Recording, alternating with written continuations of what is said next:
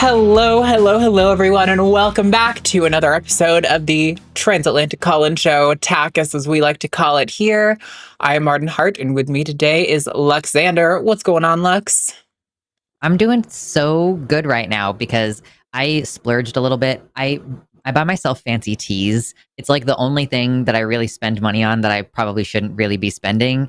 And I got some blooming teas, and I love them so much. Ooh. Like this one has So they have green tea leaves, so it's green tea. You are getting actual tea in it. But this one had a marigold, some jasmine flower, and a rose. And I'm just like, I'm all about that. I don't know why. It's so cute, and then it's delicious tea, and it's aesthetic. I love it. I actually just recently got some like super high caffeine teas because as I have an energy drink on my side that I will drink throughout today, I haven't had one in a while because I've been trying to drink tea just because it's a little bit easier on my tummy. Hot girls get IBS. Like, this is the kind of situation we're in. So, Yep. The hotter you are, the more IBS you have. It's true. It's weird. It's weird. So I like somebody just said, who are these two men? It's so funny to start off the show with somebody in chat making a flawed assumption about gender. It's true. Why don't you call in? That's what we do. Yep. Yeah, but anyway, yeah, I love a good tea. I actually, when I was recently visiting home, my older sibling's girlfriend was being into really a lot of tea, and she was like, "Oh, you should try this one I got." And I was like, "I forgot how much I like tea. Maybe that'll be a good alternative to help my tummy." But regular, like, breakfast tea is still pretty low in its caffeine content. And listen, if your girl is short of 100 milligrams, I can't get moving. So I'm like, but yeah. It has been definitely helpful so far. So we'll see how that goes. You can get like super concentrated tea products where it's like like the size of a piece of gum. You could like break it off like a Hershey's off of a big bar. And it's a super like traditional way of having tea actually because of the global tea industry. And they would compress it into these like little tiny brick things in order to ship it more efficiently. So you should look into it. Yeah, that could be. I'm not sure if that's what I got. It's called Zest. I don't know anything. I just looked up high caffeine tea, found one, and was like, cool, I'll try it. It's been good so far. I got a little sample pack before I got just some general black tea, and there was a few different things in there that were all pretty good. Although I do just like a general black tea with some oat milk is kind of my vibe. Well, this is a show where we talk about trans rights, although not tea, believe it or not. So if you have questions about trans issues and you want to be a respectful and honest interlocutor, we would love for you to call in. And if you're going to be a dickhead, you can call in too. We'll just make a clip out of it. Our screener does only have an hour, so you guys got to get your calls in while you have the chance. There are a few lines open right now. Number is 720-619-2288. That's 720-619-2288. So you can get your calls in and we will talk to you. But there's probably some other business things to do, but let's do it after a call. Let's real quickly touch on our poll and then we'll talk to a caller. And then, oops, I did not do that right. Sorry, folks. My buttons are broken. Hold on. Technical difficulties, always.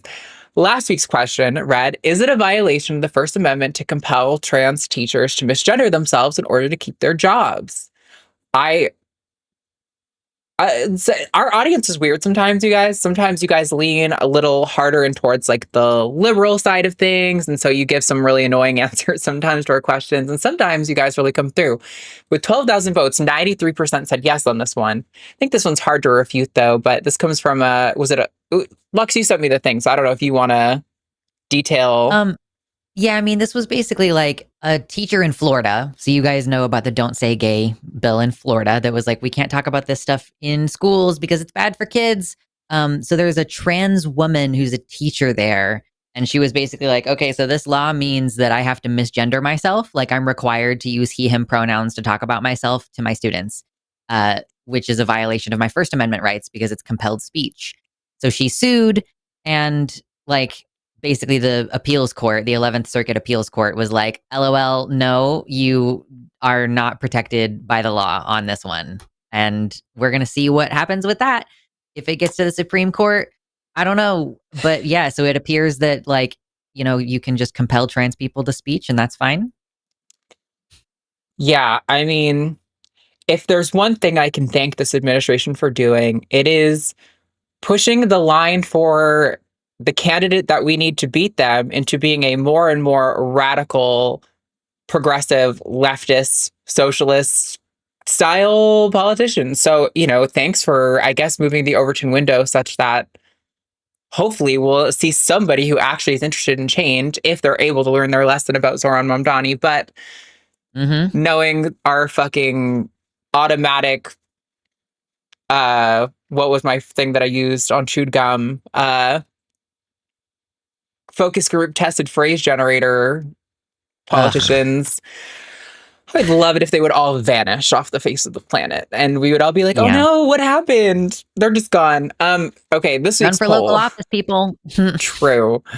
This week's poll that you guys can comment on in the chat, let me get up in the chat here, is should the opinions of trans people be considered when healthcare policies are being crafted? We will get into the details on that question after we talk to some people. So let's hop into a call and I will get that poll up in chat while we get started there. I think first up, we're going to talk to David. Pronouns are he, him in Indiana, who says gender affirming care, or not really sure if there's a question here. It says wants to host opinions on parental rights with regard to gender affirming care for minors. So David, you are on the line with Arden and Lux. Talk to us. What's going on? Oops. Oh, I'm so sorry, David. I muted because we had a test thing before the show started. Now you're live. David, you're live with Arden and Lux. What's going on? No problem. Yeah, I was just thinking about like the Supreme Court case with gender affirming care in Tennessee, whatever, and how the Supreme Court said that it was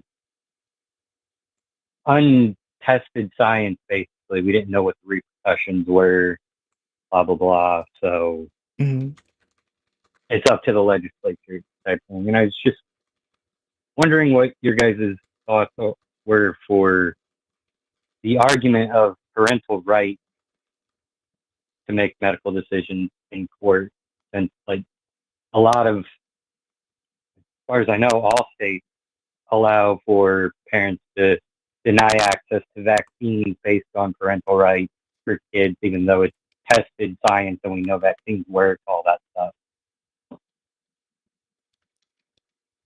Yeah. So it's one of those things where they try to have it both ways, and I was just curious if you thought it was a valid legal argument.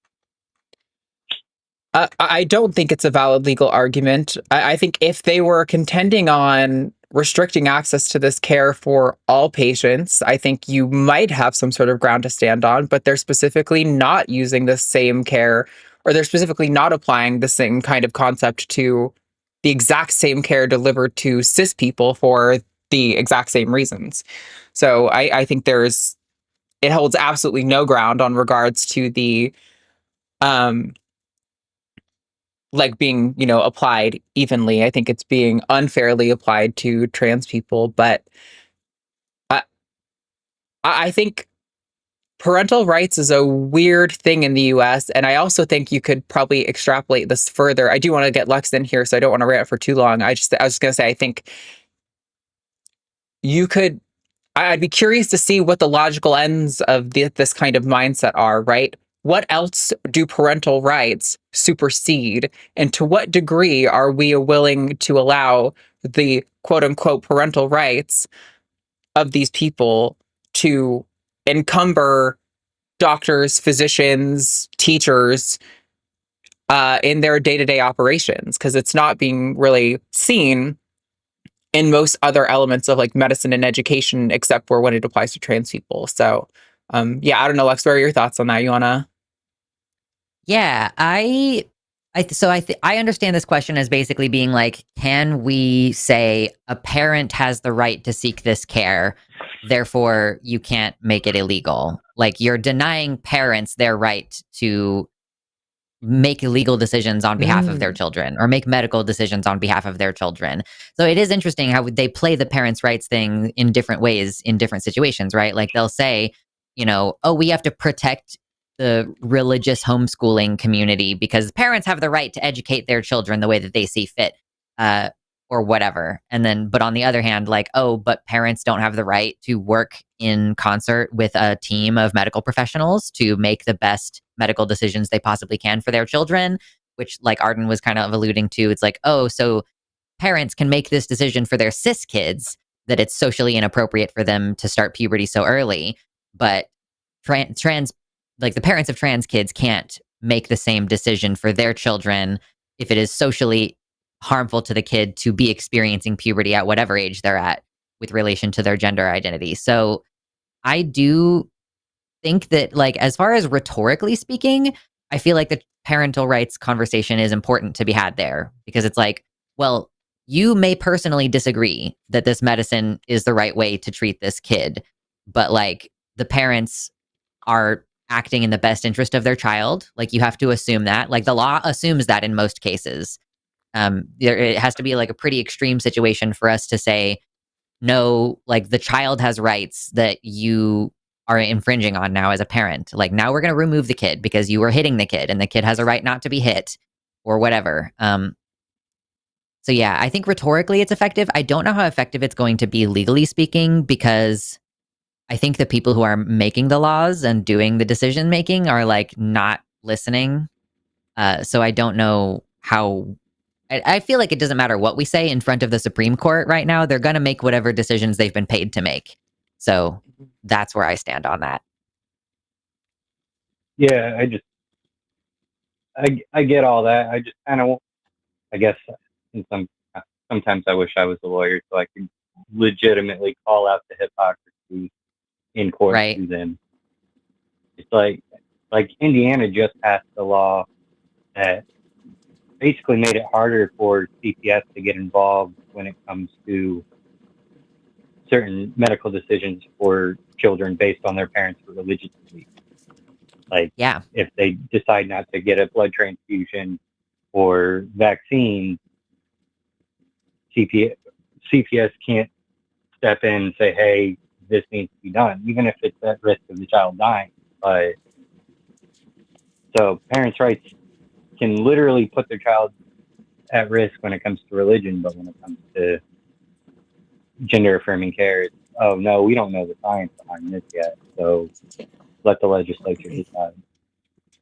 I mean, this is kind of the quintessential problem I think we've been dealing with more here on TACIS, really, than I feel like any of the other shows on the line since the election. And it kind of relates to that famous quote. I don't remember exactly who it's from, and I'm going to paraphrase it, but it was, essentially like the Nazi or the anti-Semite doesn't care about words. Like, don't think that they don't know the absurdity of the game that they're playing in. They love the fact that you care about words and you care about the content of what you're saying, but they don't actually care about the content of their saying. They just care about the goals. I'm sure chat will be able to correct anything I got wrong, but I think that was pretty much the ballpark of the quote. And I really think that is what we're looking at here. Like, I don't think any of these people genuinely find their arguments compelling. I think this is so hard because you can't really know the content of someone's mind, right? And I'm sure for some of them, they do find that compelling. But if you point out to them the absurdity or the lack of consistency when you apply those same principles elsewhere, they don't go, oh, wow, you're so right. I am applying that logical principle inconsistently. Let me think about that. Or you never get that kind of response. It's they'll defend it here, and then when you point it out, they'll be like, okay, well, what about this other unrelated thing? And then they'll go back to that logic later. Like, it's always the song and dance. And so I still wish I had a stronger answer or like idea of strategy when it comes to these things, but genuinely, it's something I think I've been wrestling with, and a lot of us have been wrestling with, which is like the value of logical argumentation depending on your audience. Like, it's just, that is always what we're going to appeal to, I think, on this network and on this show. I want to be rhetorically effective as well and to be able to talk on the facts when it's relevant. But I'm not convinced that it is always the most important approach to start with. I think, it's something I've been trying to do lately, and haven't really gotten a good sense of the efficacy of this approach yet, is like to be like, okay, just to try to kind of make an appeal to the consistency, which again, not sure how effective that is, but it's on the notion of like, okay, you say you care about like the fertility of kids, right? For example, what are the primary issues affecting the fertility of children? I would bet $1,000 most of the people who are bringing that up in regards to trans rights don't have a fucking clue. They have no idea what the real actual risk factors affecting fertility in young people are. Similarly, when it comes to like, I care about fairness in women's sports, being like, cool, what are the most significant factors impacting like women's sports right now in a negative sense? And I guarantee you most of them could not tell you accurately what issues female athletes are facing in most cases, right? So it's like, I don't really necessarily, if now I'm understanding the question is kind of about rhetorical strategy here, I just don't know if I have seen a really compelling case for what like the right strategy is. I think, we're kind of doing an everything approach, and like I kind of see what's working like maybe politically in a certain sense, but as for like moving culture in a certain way towards trans rights, I'm not really sure what the best approach is. I don't know. Sorry, that was kind of a rambling like stream of thought. I'm sorry if it wasn't super organized, but like you're tapping into like 8 different dimensions of what I've been thinking about a lot lately, and so it just kind of all came out right there. Yeah, I get it. It's kind of like we're just throwing everything against the wall to see what sticks, type thing. Yeah. Yeah. I want to respond to what you said, David, because before we were streaming, Arden and I were talking, and I mentioned that I did give a solo talk once upon a time at a conference thing, and the subject of that talk was ageism against young people. And it's one of those things that makes you sound like the most annoying, bitchy, left-leaning woke scold, to be like, we need to advocate for the rights of children. But it is one of the areas in which we are just, it's like a huge blank spot. Like, first of all, disability activism is a huge blank spot for a lot of left-leaning people. It's a huge disappointment for me every day. But like the rights of young people, and the fact that across the political spectrum, we all use children as a rhetorical device, and we talk about them abstractly. And then I'm always like, oh, wow, this is actually a youth-led group. Like, there was a youth-led thing happening in the UK, a protest regarding the stripping of their rights to healthcare over there. And I'm like, oh, wow, yeah, that is great. Like, we should listen to young people who are directly impacted. Like, Arden and I both knew that we were trans when we were teenagers, and so we can speak to that in the past tense, which is a valuable personal experience compared to like a lot of trans people who find out later. I think that is a unique perspective. But to listen to people who are being directly affected today. And so honestly, like, I'm going to say we should, in a prescriptive rhetorical sense. I don't know exactly what the best path to this is, but I think that we as progressives need to start talking about the human rights of children in a lot more different contexts. Because why do children not have legal protections of assault? Like, why is it legal to assault a child so long as you are that child's caretaker? Like, children do not have the same rights. My mother stole a violin from me that she was like, I purchased this for you, and I had it at my dad's house, and she took it in for an alleged repair. But because I was a child, like, that was not my legal property. It was her legal property to do with what she wanted. So like, we do need to discuss this in a more broad range. And I don't know if that's going to be rhetorically effective, because again, I think that this is the kind of thing that makes people turn off their brains. But just small linguistic things. Like, if I remembered back in my youth when I started really thinking about this issue of ageism against children, all of the most like active and aware people that I was aware of at the time would say young people when they were talking about youth, instead of using these terms that kind of pull away from their humanity, that abstract them into a concept. So like just small language things can impact how we think about young people and children and minors and whatever phrase we want to use, and start thinking about like they know themselves and they have the right to autonomy, and that parents' rights don't supersede their rights as human beings. So that's my soapbox for the day. Yeah, I concur. Much more I can add to that. Yes. Cool. I mean, no, that was great. I also don't have much more I want to add to that. I think Lux fucking nailed it on the head. So I think about this a lot. yeah, no, it's definitely an element of the discussion that doesn't come up. I mean, there's so, oh, it's one of those things. Okay, not gonna. Anyway, David, is there anything else you wanted to add, or do you think an angle you want us to get at, or? No, I think you guys covered everything. Okay. Yeah, I mean, if you think of anything else, definitely call back. I appreciate the topic you brought. I think it was definitely interesting. So thanks for calling, David. Right. Yep. You guys have a great day. You too. Bye-bye. Bye. Thank you. Bye. All righty. That was fun. Yeah, no, that was a good first call. Really hitting the nail on the head when I know, I feel like you and I in particular have been talking a lot over the last few weeks and months about this kind of whole notion of what's an effective strategy, and is like appealing to X or Y or Z going to be more effective, because you know, we both have the mental illness of thinking that facts and evidence are going to compel people, and they really don't. And so Straight to the loony bin. yeah, what rhetorical strategies are effective? And I don't know, man.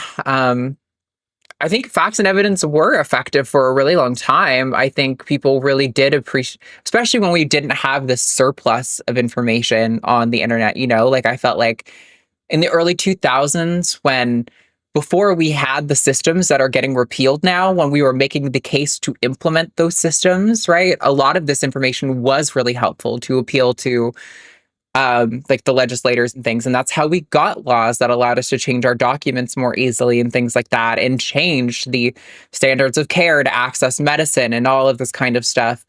But now that stuff is getting rolled back, and those same arguments are still, I think, hold water, but are not effective. And so it is interesting to think of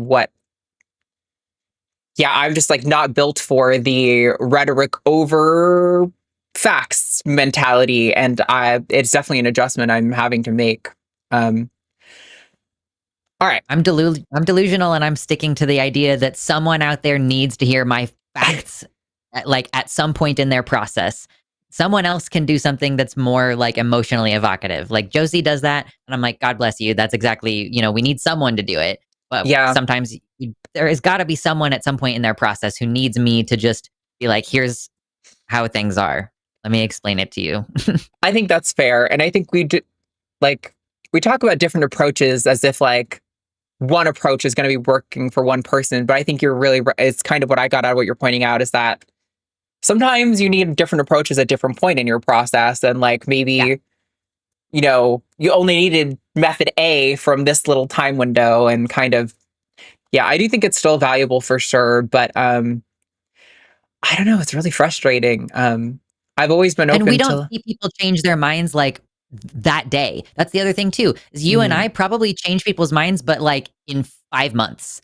So we don't know, and we don't get to see it unless they call in and tell us like, hey, you guys changed my mind. So the fact that we don't see a product at the end of the labor, I think, is part of what makes it feel kind of ineffective or futile.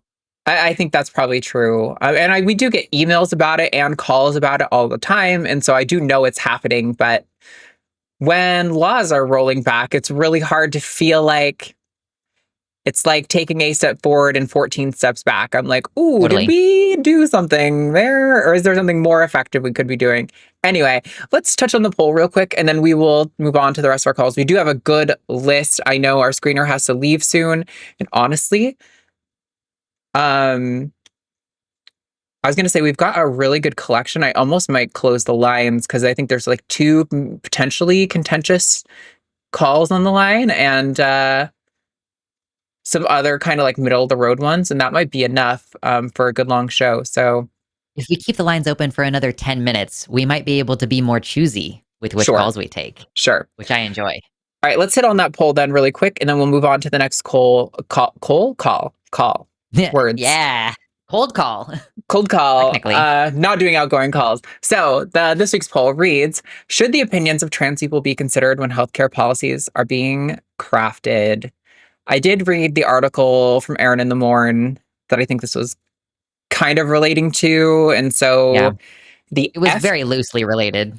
Yeah, I guess the FTC held very loosely related, held this sort of convention to sort of interrogate certain youth gender medicine providers. I think essentially about the notion of like, there's been a few services that have popped up that are providing gender affirming care across state lines is essentially what's going on. And I think they were basically trying to... Oh, yeah, they're trying to make it a type of like fraud or of like consumer trafficking across state lines bullshit. I remember that. Yeah, because I was wondering why the FTC was getting involved in this. I was like, that feels very unrelated. Like, I don't really know why. They're trying to make it where you can't cross state lines to get the care from somewhere where it's legal. Yeah. Yeah. So that was kind of, I think, what the angle was from the Trump administration on that. But Lux is pointing out, and I think that in the picture, it was all cis doctors, providers, presumably, was kind of the angle we're talking about. I don't even know who's in this picture. Like, if you guys go to the post, did you put the article on there? Yeah, the article is... Yeah. So in the pinned comment on the post, if you guys want to go to look at the article, like I was just struck. I clicked into this article and I looked at it and I'm like, okay, so this is a panel of people talking about gender affirming care and the dangers of gender affirming care. You can see that in the photo. And there's a guy standing at a podium on the left who's like probably the moderator of the panel or whatever. And then at the table are, as best I can tell, 5 cis women and 1 cis man. And it just was like such a shocking image to me because I was just thinking about how we have like, these panels of white male doctors or even just white male commentators talking about abortion rights. And I'm like, oh, look at that. Women finally get a seat at the table when they're oppressing trans people. Like, yeah. So that's why I wanted to talk about this. Yeah. Now looking back, I don't think I actually pinned that comment, but I'll try to make a note to find time to either do it during the show or after. But yeah, it is. It feels like something that. So looking at our chat poll, our audience seems to have done a 96% saying yes, and I feel like that's a pretty reasonable take. Like, I suspect our audience is going to have a lot of no's that are kind of in the vein of like, well, I'm not saying they should be the ones there because a cis doctor could, in theory, be a good ally, and it's like, sure, but when we're looking back historically, right, like for marginalized groups, that has historically like really not been the case. Like, could white people have been good advocates for people of color during the time of slavery? Yeah, they could have, but they weren't. They were not, and they were not, aren't. and they still aren't. Medically, they still teach them that like they don't feel pain the same way. Like, you cannot trust doctors to know things. I'm like, how many trans people have I talked to who are like, every single doctor that I've seen to get gender affirming care, I had to educate them about what medicine I needed, what amounts I needed, what we were looking for on the blood work. It's not something that every doctor gets trained in, and doctors bring pre-existing biases into this situation, and it's not that hard to learn. So any trans person who's been on this care for any period of time or who knows how to fucking Google can be like, oh, so your blood serum levels need to be around this range, and even if you have to have a slightly higher dose of medicine in order to get into that range, it's still medically bad for you to be below that range. Wow. Fucking genius. Like, it's not hard to be good at this, and most doctors just will not do the effort. It's crazy. Yeah. And I understand like that not every doctor is even having trans patients, so they're not even having to contend with a lot of this information. But, it's not only relevant to trans people. Like, you're talking about like those ranges where your levels are ideal, like women who are going through menopause are going to be dealing with that. And I'm sure there's lots of women going through menopause who have the same interaction with hormone medications that I did, for example, where my liver is converting estrogen to a weaker form in my liver to where the pill form just doesn't work for me. Like I have to take other forms that bypass the first pass effect in order to get a proper level in my system. Luckily, my provider now is great because she specifically works with trans patients. But they're really hard to find. They're almost always only in metropolitan areas, and not every metropolitan area has them. So, like, if you are at all rural, you might be just like kind of totally fucked in that regard. So, yeah, it is. I feel like it should be really a no-brainer, even if they're not drafting the policy, having them there to contribute to the discussion and help people understand, I think would have a like demonstrably positive impact on how trans people feel about their quality of care. Yeah. So anyway, if you didn't get to vote on that, you can go to the post tab over on the channel and you can participate there, like and comment, let us know your thoughts on that poll. We will end the chat poll. 96% said yes, and 4% said no. And then we're going to move on to take some of our other calls. So we're going to hop over to some of these potentially more contentious calls. Actually, you know what? Let's talk to Tucker first because they will specifically want to talk about the poll. And I think that could kind of be relative. And then we'll probably take some of the more contentious calls. So let's talk to Tucker, they, them in Iowa, who says, should the opinions of trans people be considered when there's legislation? Wants to discuss the poll. Tucker, you are live with Arden and Luxander. What's going on? Hey, Arden. Hi, Lux. How you guys doing? Doing good. What's up? What are your thoughts? Awesome. Well, I voted yes, and I'm thinking that we might want to rephrase that to needs instead of opinions. And the reason I'm nitpicking on that is because opinions are so subjective, and that kind of gives detractors and transphobes, permission to just blow it off.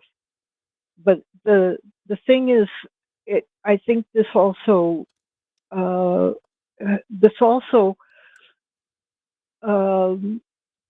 connects to what you touched on briefly.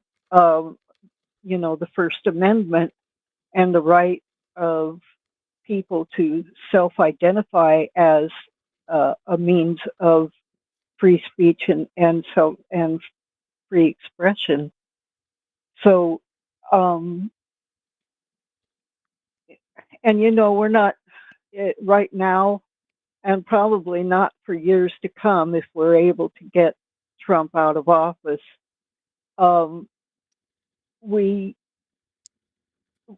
We know that this isn't going to be fixed overnight if a new Democratic or progressive president is voted in. So I think we need to be more precise and savvy about our messaging.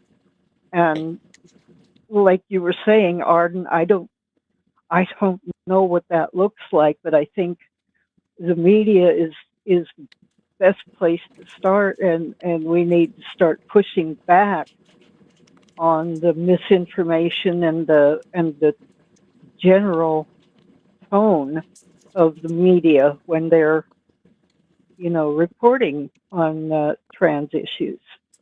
So I thought I'd get you guys' thoughts on that. Go for it. My initial response to that is, so we do put a lot of thought into the polls. Sometimes people comment on the polls and they're like, who's writing these things? It's like me a lot of the time with slight editing from Arden. True. Because we want to talk about a certain topic, because we want to evoke a certain response, because we want people to be thoughtful about whatever it is that we want to talk about that week. So we know that basically every way that we word it, there's going to be someone who pulls at it somewhere. So I would stand by the decision to talk about this as like opinions, or maybe you could argue that we should have said like the stated desires of trans people. But I think when we say needs, like in this particular situation, we have been trying to express for a long time that this is an essential aspect of our humanity, that this is a medical necessity, that it is life-saving medical care. And it is in the context of that rhetoric and conversation that our rights are actively being stripped away. It is actually flying in the face of that argument that they are taking away these rights, because they can argue, well, it's not really something you need. You're just insane. Like, what you're doing is unnatural. Like, of course, no one could possibly, quote unquote, need to take cross-sex hormones. There's just something wrong with you. So by positioning it as like, should trans people be involved in the conversation so that their voices can be heard, ultimately is what I'm driving toward, is because I think it's a stronger legal argument and possibly a rhetorical argument to focus on that First Amendment bodily autonomy thing, where it's like, I have the right to do whatever the fuck I want with my body, actually. And you don't have the right to tell me that I can't. And I think that that's just like a much easier argument to make that can appeal to a broader range of people.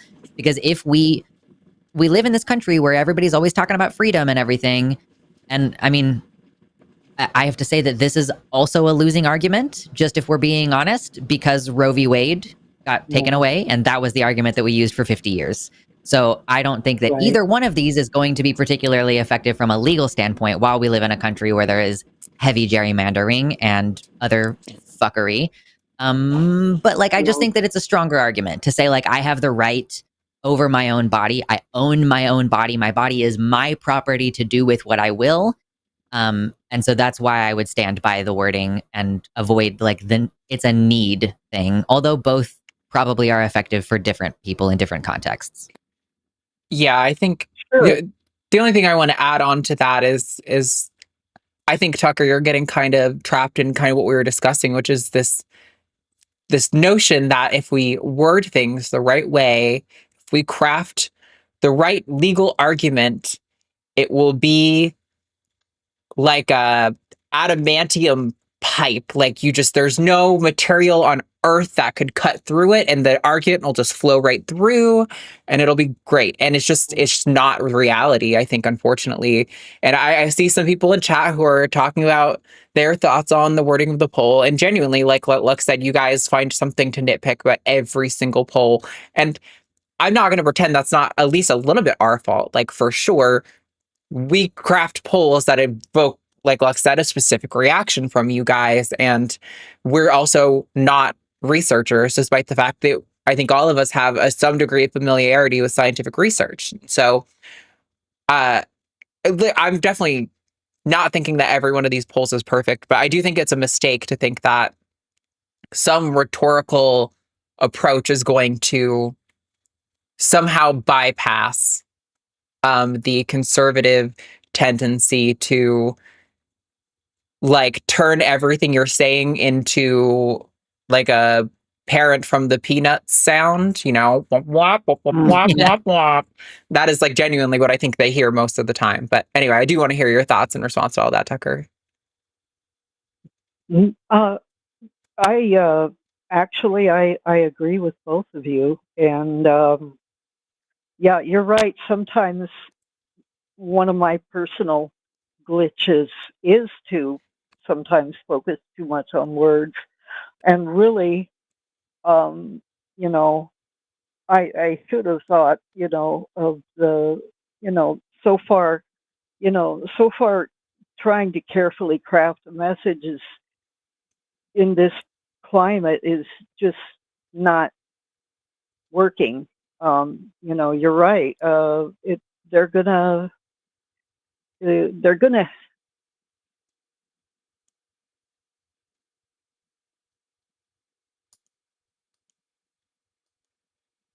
Hello? Did we lose you for a second there, Tucker? Yeah, Oh, we there you did. Yeah, we did. Okay, I thought you were just being pensive. Go for it. No, you're right. You are absolutely right. And after you guys spelling it out for me, which you shouldn't have had to done, but I thank you for it. I agree, and I retract my statement. Oh, good. I do want to validate, like, all three of us right here, we are grasping for a sense of control. And I think that True. that makes perfect sense. Like, we just think, man, if I just do this right, it's like the kid who's been abused, who's like, if I just manage the emotions of everyone around me, surely bad things will stop happening. And we are doing that against like the federal government. Like, we're grasping for a sense of control over what's happening, because largely a lot of this is happening and it's just a steam train, just like punching through our cardboard box defenses. And it's obviously like, yeah, it's really frustrating, and it causes us to turn on each other and like, attack our allies, because it's easier than trying to deal with this bigger enemy. And, you did this wrong, or you misrepresented us, or like you make us look bad, or whatever. It's like, I get it. I completely understand it. But also, we probably should relax a little bit. Well, I want you to know that I did not offer that opinion in that spirit, honestly. I think that it's a subconscious thing. Not meant. Yeah, no, you're fine. I don't think that you're doing leftist infighting either. I was kind of more talking in the abstract sense. Like, more what we are doing here is just trying to refine our arguments, because we hope that we can personally do something that will affect change. Yeah, so I didn't perceive you as being bitchy or anything, Tucker. You're fine. Okay. All right. Well, that was all. But I hope in the future we can kind of expand on the First Amendment discussion and have some more discussion about that. But I'll let you guys go for now. Yeah. Awesome. Thanks for calling, Tucker. I appreciate it. You have a good day. Bye-bye. Bye. I'm a little bummed. The call I wanted to get to next, out of like the two spicy ones, dropped. The other one looks like it's more potentially spicy. I think they might just be asking a question, but yeah, we gotta like hit the spicy ones earlier, because they are the ones who are more likely to drop out. I thought about it, but then I was like, well, Tucker called specifically related to the poll. It might be more awkward to talk to them later, so like let's bring them in now. But then I was, yeah, if you take two callers. This happened with Josie and I the other day. We had a spicy caller waiting. And it's like, seriously, if we take two friendly callers, they will just be like, bye, I'm gone. Okay. Yeah, I mean, some hosts prioritize, at least on this show, and like one or two others will prioritize like wait time out of consideration for, people. Which we usually do. Yeah.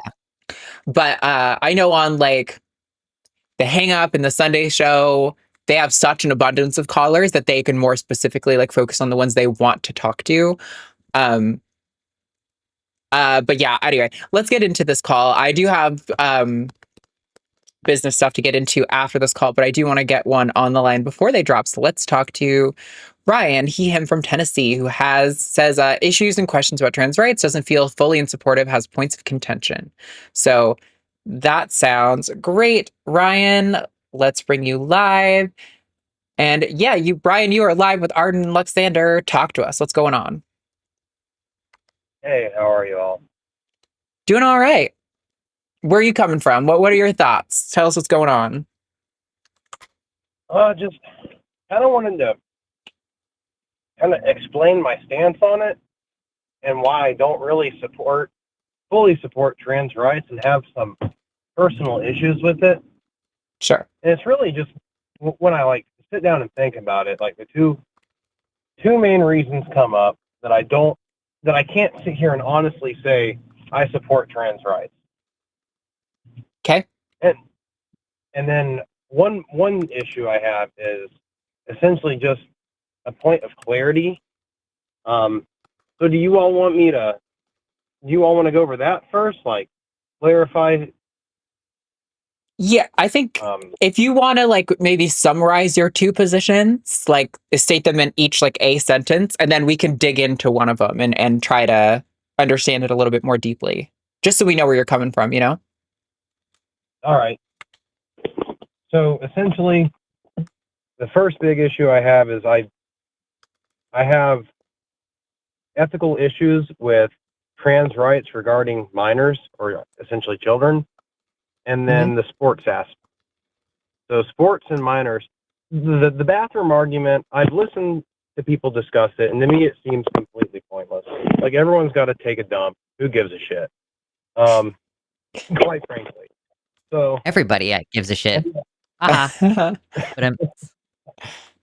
but I guess to start off with, like, what do we use objectively to like classify someone as trans? Like, what are the actual measurements that qualify someone as trans? Because is it not just a combination of male and female traits like shades of purple are of blue and red?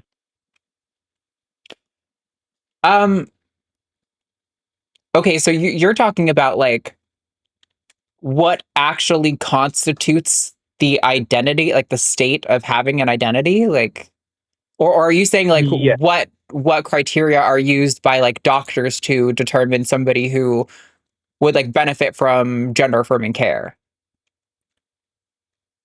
Hmm. Because I think those are Well, probably two different things.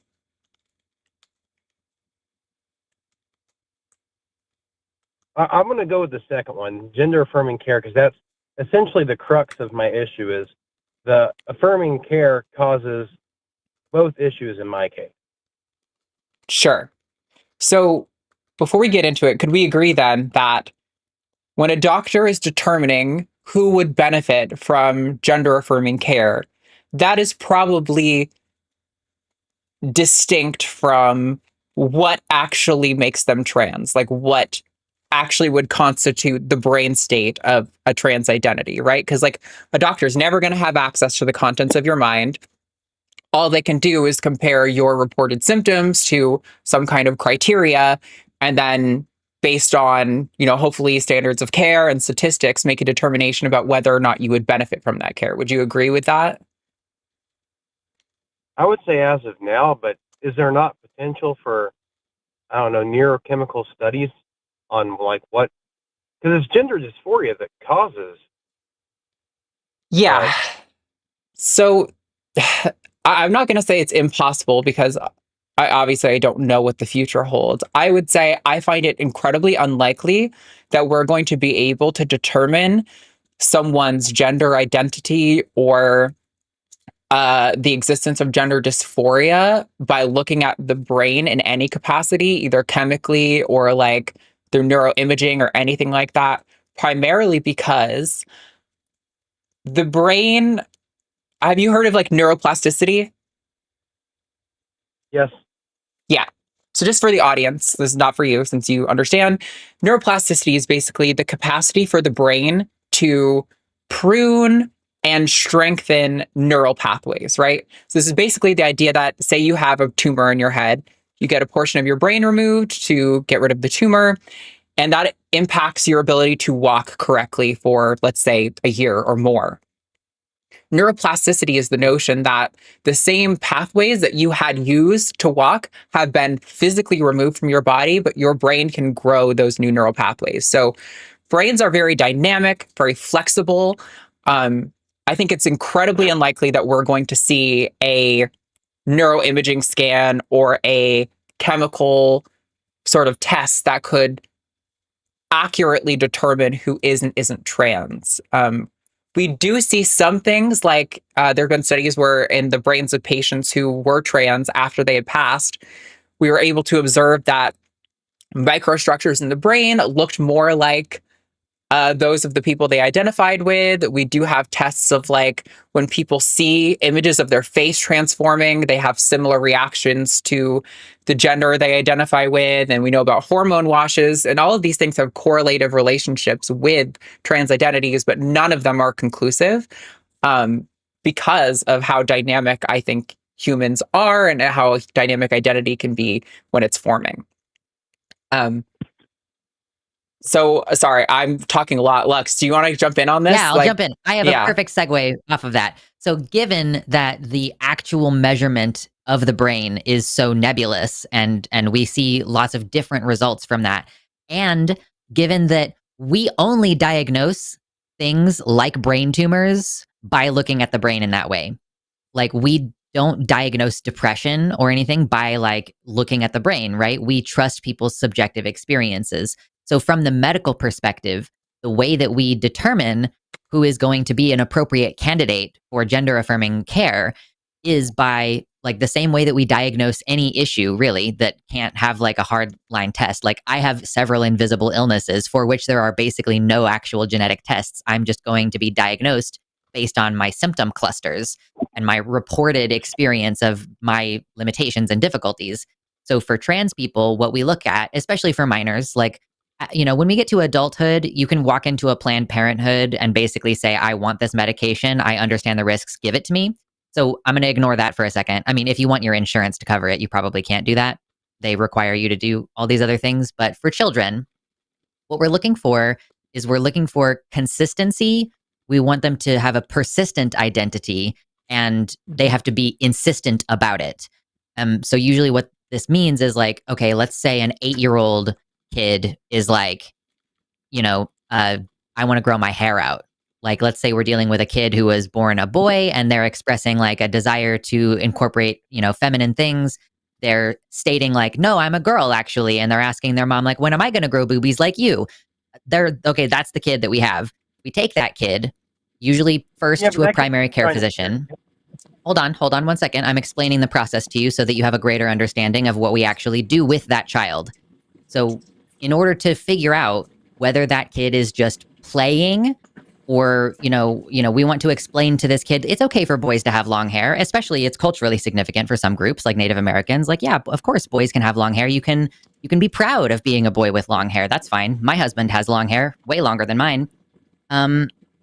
So what we do is we take that kid usually first to their primary care physician, and then that doctor can say, oh, you need a specialist, like a specialist for this. I'm going to give you a referral. And usually that will then mean like a child psychologist, and a child psychologist is trained in how to tell the difference between a child who's playing and a child who has a sincere problem, whatever that problem is. Like people who are professionals and helping figure out if kids who are 3 years old have been sexually abused or not. Like that's the level of expertise that they have in determining what is play for a child, what is real, what is imaginary, all that. Then after working with a child psychologist, usually for several years, we might then be referred to an endocrinologist, a pediatric endocrinologist, for puberty pausing medication, which is frequently given to children who are just having precocious puberty. Like if an 8-year-old girl starts her period, usually there's not like a lot of negative health associations with that, but it is socially difficult for them. To grow boobs at age 10 is kind of like a little bit traumatic. So because it's traumatic and not because it's medically necessary, we pause puberty for those kids for a few years. So that medication can become available to trans kids after several years and only once they are at the appropriate level of puberty. And then maybe 3 or 4 years down the line, while we're still working with the same team of medical professionals, we might introduce cross-sex hormones. And we're talking at like age 16. So that is the process. And it requires a multidisciplinary team. It requires the parents to be on board, and it requires the child to have positive, consistent outcomes when we're going through this type of care and when we're doing the social transition and everything. So it's a really like robust form of medical care that we give in this country. And you said, I misheard you. You said 16 is the age restriction. It can only happen after age 16. I thought it varies earlier. It varies from state to state, but like and of course it's becoming less and less legal now. They're just changing it to where you can't do it at all. But typically, yeah, it's like maybe 15 years old at the earliest, but 16. A lot of insurance companies won't let you do it, or some doctors who are not really operating off of any particular research will just arbitrarily decide that that's the age. Maybe it's because in many states, you earn like a legal right at the age of 16 to make your own medical decisions, period. So at that point, like the parent doesn't even necessarily have to sign off, or there's like less liability for the doctor if they make you wait until the age of medical consent, whatever the age that is. So puberty pausing medication can be given earlier and often is, like I said, 8-year-olds who start their period, or maybe like a 12-year-old trans kid who is starting puberty. They can be put on a pausing medication, but typically we don't start them on cross-sex hormones until a little bit later.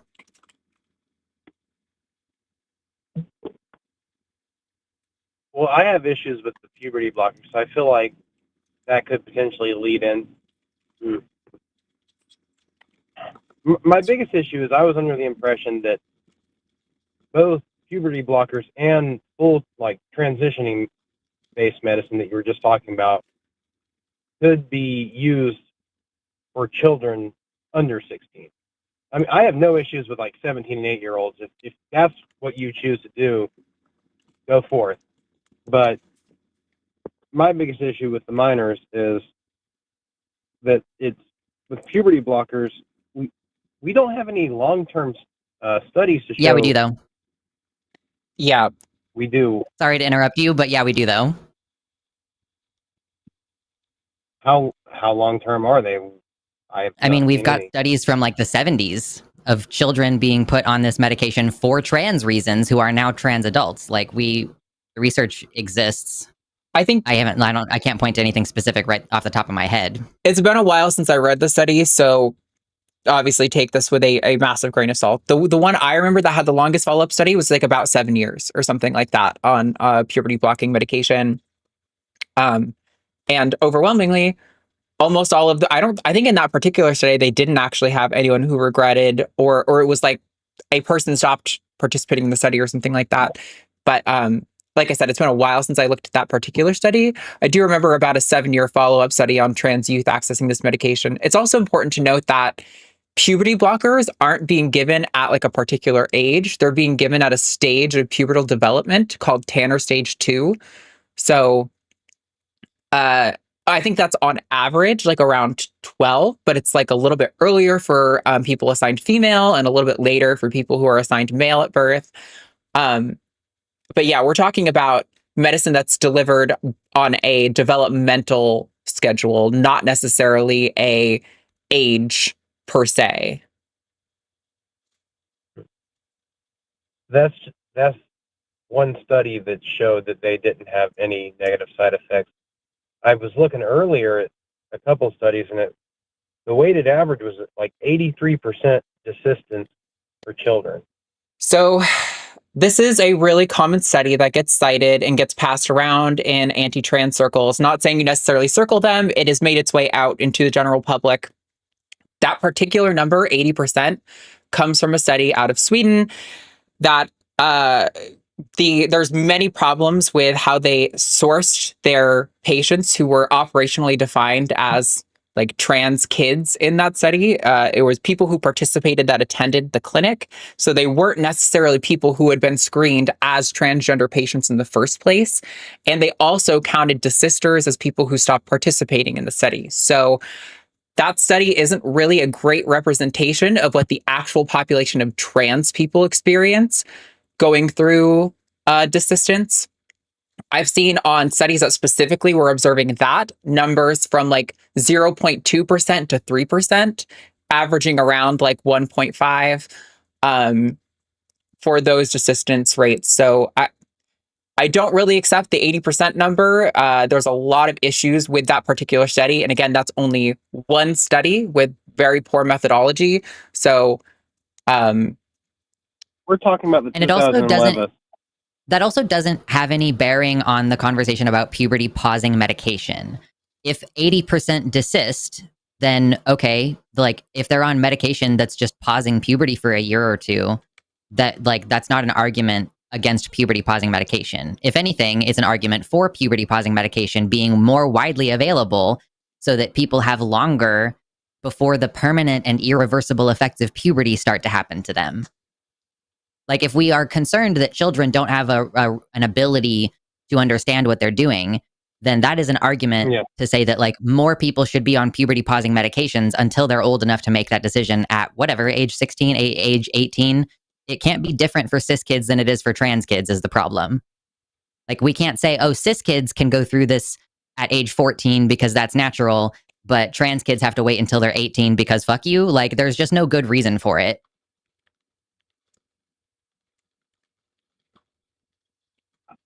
I do agree with the notion that like children aren't at the same cognitive development, so decision making should have the parental consent, but Well, actually, I was going to say, how far does that go, though, Ryan? What about when Jehovah's Witnesses deny their children blood transfusions on religious reasons because of parental rights, that without, they will die? It's a known thing. Jehovah's Witnesses will let their children die over a blood transfusion because it's against their religion. I don't think that parental rights is a really strong argument against accessing evidence-based medicine. well, that case isn't parental rights. That's religious. Then at that point, it's religious freedom. But the argument for that is on the basis of their parental rights to enforce their children to subscribe to their religion. That's fair. Well, we all are forced to subscribe to our parents' religion. It's only when you get older that you. Yes, but so the point here is that parents get to impose their religious beliefs in a way that can kill their children. So that's what the question is like, we can see how, like, we can clearly see that this blood transfusion is a thing that needs to happen or the person is going to die, right? But with gender affirming care, even though we know that it includes that it imparts a lot of positive benefits to the people who receive it. Like, we see a reduction in suicidality, we see improvements in activities of daily living. And so for us to see very clear positive medical outcomes in this group, and like gender affirming care is pretty much the most effective form of healthcare on this planet as far as regret rates and positive outcomes go, for parents to be empowered and the state to be empowered to deny that medical care to someone who needs it because they arbitrarily have decided that that medical care is wrong or immoral or harmful for tenuous reasons. Like, it's a point of frustration for sure. But just to be clear, like, yeah, none of this medical care is happening without the parental consent, unless we're talking about like a 16-year-old who like goes to get themselves vaccinated. They go to get themselves hormones because they can legally sign off on that. Yeah. Okay, well, I'll tackle the first point first about puberty blockers, then circle back with you on the gender affirming care.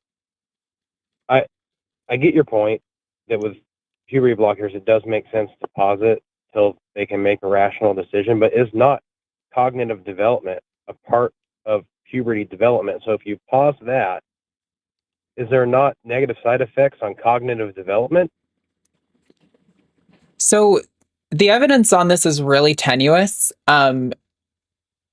So I know there's some risk with the development of like the prefrontal lobe with regard to, again, this happens, it's the same issue with bone density that gets brought up. Those issues only really seem to become statistically significant or concerning when used in a way that is not consistent with the standards of care. The standards of care on puberty blocking medications is that children shouldn't be on these medications for a period of longer than 2 years without at least introducing some sort of exogenous hormone, some outside source of hormones, pills, shots, patches, whatever it's going to be. It doesn't have to be completely going on to hormones. It can be resuming your normal natural puberty, or it can be taking the exogenous hormones. I don't know that I'm completely convinced that the lack of brain development is insufficient, is like impeding their ability to make decisions or to evaluate their needs or wants or anything like that. This kind of comes in with similar to the development between 18 and 25. People love to say your brain's not done developing till you're 25, but that's really kind of bogus. It's this notion that the changes that happen between 18 and 25 are so minuscule, and they really don't have that much of a meaningful impact on decision making or planning or anything like that. Even though those are the regions that are developing, we just have said that because we know those regions are associated with planning and forethought. So I'm not completely convinced that this actually is impeding their ability to make decisions. I think that case has to be made. And if you're going to make the claim, I would love for you to present some evidence in favor of that claim, but I have not seen any. Okay. Well, then I guess my support for why I feel that way is if there isn't clear evidence on it, what stage in our development, you can have that cognitive level, and that puberty is necessary for that cognitive development. I would err on the side of caution and set the goalpost later on in development, like age 18, like how we do with other legally bound. But you're just reasserting the claim. Like, I'm saying, I don't know that there is good support for the notion that, like, going through puberty up to 18 is necessary for you to have the capacity to evaluate that decision. And you're saying, well, I wrote it down exactly what you said. The support for why I feel that way is what stage in development you can have that cognitive level, and puberty is necessary for that cognitive development. Like, you just restated the claim again. So that's not evidence to me. If you have a study that shows, like, oh, people who take puberty blocking medications have shown statistically significant reduction in their ability to make like thought and planning decisions around like other areas of their life, and we see it specifically in their medical decision making as well, I would find that probably pretty compelling. But this is just conjecture. This is like sort of a naturalistic fallacy appealing to, like, oh, well, since we don't know, nature is better. And that's very obviously not true. If nature was better, we would let diabetics, pancreases shrivel up and die. And we don't do that because nature is very obviously not better a lot of the time.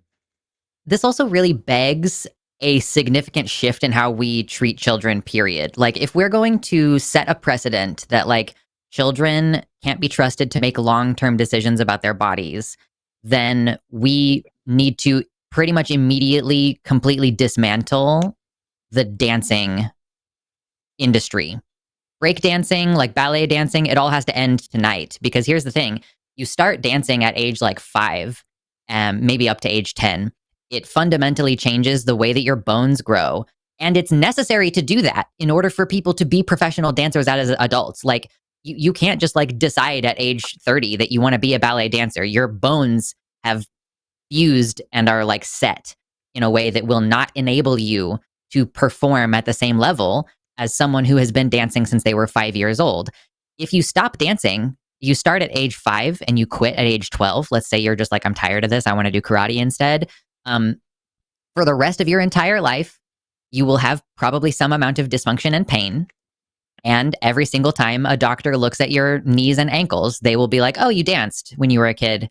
So the idea that someone who's age 12 or 13, 14, 15, like, can't understand what gender is and how they fit within that dichotomy, and that they are not able to understand long-term things. Guess what, dude? When I was like 13, I was like, I don't want to have kids. Guess what? I'm 31. I still don't want to have kids. Like, you pretty much like are cooked. Like, you've finished cooking right around that age where you basically like most of your fundamental shit is what it's going to be. Obviously, some people are like, oh man, I was a Republican and now, I went to college and now I've whatever. That shit happens. But like, when it comes to your personal knowledge of yourself, that stuff gets pretty much like solidified around that age. And it's like so insulting that like someone of age like 13 can't decide, like, yeah, I want to go through puberty along with my peers. I want to start cross-sex hormones. Like, I've been on the medication for 2 years since I was 11, and now I'm 13, and I should be able to develop along with my peers. And like, what do we do with that kid? Because they're not supposed to be on puberty blockers for longer than 2 years. So what do you sentence that child to? You sentence that child to 5 years of development with their natal puberty, irreversible damage. So I don't really understand like the arbitrary nature of like, we've decided that we're going to arbitrarily decide that it's 18. And we're going to arbitrarily decide that it's about trans people and not about fucking football and the concussions and the knee injuries and dancing and like the permanent knee and ankle dysfunction and hip dysfunction that people have. Like, it just really is insulting that there's a different standard being applied to trans people. Unless you're willing to be like, in order to be ideologically consistent, I am now opposed to I'm opposed to 5-year-olds doing ballet. Like, I would also like to see, some consistency on that. Okay, well, that was a lot to unpack. I'm going to break it into 3 points. First off, I don't have a study currently on puberty blockers and decision making if it impacts it. But Yeah, I would the also doctors push that do. right. Okay, well then I'm going to push that right back and ask, is there any good evidence that a 13-year-old in your case truly does? I mean, I know in your case, anecdotally, sure, but is there any evidence that supports that Child 13-year-old psychologists know, and they're pretty good at evaluating these decisions and helping people make the right choices for them and their families.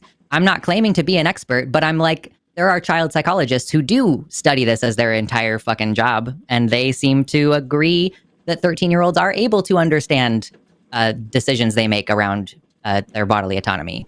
Yeah, there's a lot of evidence that shows children have a really good sense of awareness of their identity from like a really young age, like around like 3. And there's a lot of evidence that shows that almost every single kid who goes on puberty blockers goes on to, and this was like one of the longer term follow-up studies that I was talking about, persist with cross-sex hormones, and at like many year follow-ups report they still are consistent with their identity and they're happy with the care. So yeah, there's a lot of evidence that kids know who they are and that they benefit from the care.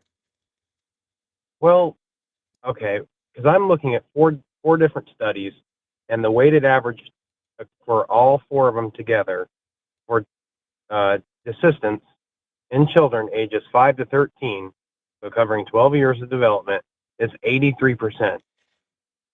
So we're going to go back to that. Well, I mean, it ties right in because I can't agree with Although you. we already discussed why that number is not reliable. That's the problem, what Ryan, does desistance mean?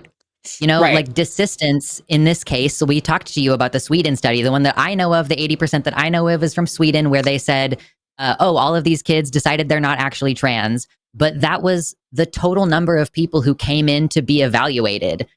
Like the total number of people who come to a clinic to be evaluated. The system is working as intended if you find that a certain number of those kids aren't actually trans. But also the methodologies of that are flawed because they also included people who simply stopped showing up as desisters in the study. That does not mean that those kids desisted, but they included them anyway. So methodology means like the manner by which they came to their conclusions, like the method that they followed was fundamentally flawed. So like you're looking at 4 different studies.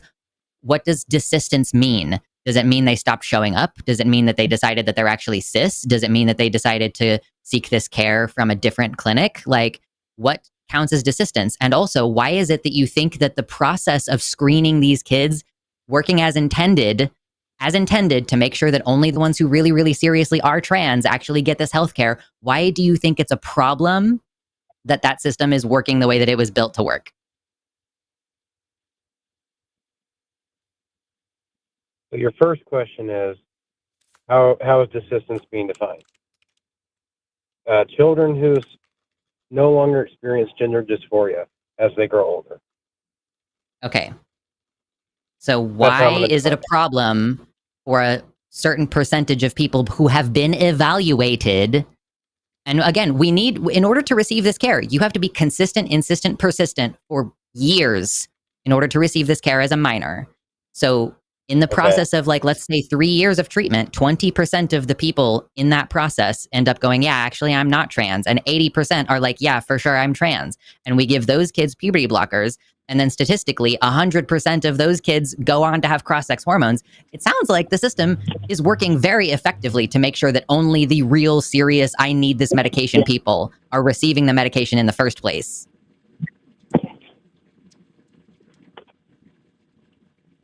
Well, I mean, if that's the case, I must have misheard you because I didn't hear that portion about that it does take 2 years of consistent monitoring on the children. It's, usually several years. Okay. Well, in that case, I do understand puberty blockers. If there's several years of consistent documentation of that, and it maintains the same, I guess, the same feelings throughout, cognitive development, then sure, I would concede in that point. Cool. That's great I news. appreciate that, Ryan. That's very intellectually honest of you. I also just want to share with you one other piece of information that I think is relevant on this discussion, and that is some studies that came out of the Journal of the American Medical Association at the beginning of this year and towards the end of last year that showed the rate at which this care is being given is like so infinitesimally small, and not just in general, but I mean infinitesimally small in comparison to what you would expect based on the rates at which we know trans people tend to occur in populations, generally speaking. Meaning like, if every person who was trans, statistically speaking, was getting this care, it would be much higher than the rate that we're actually seeing it.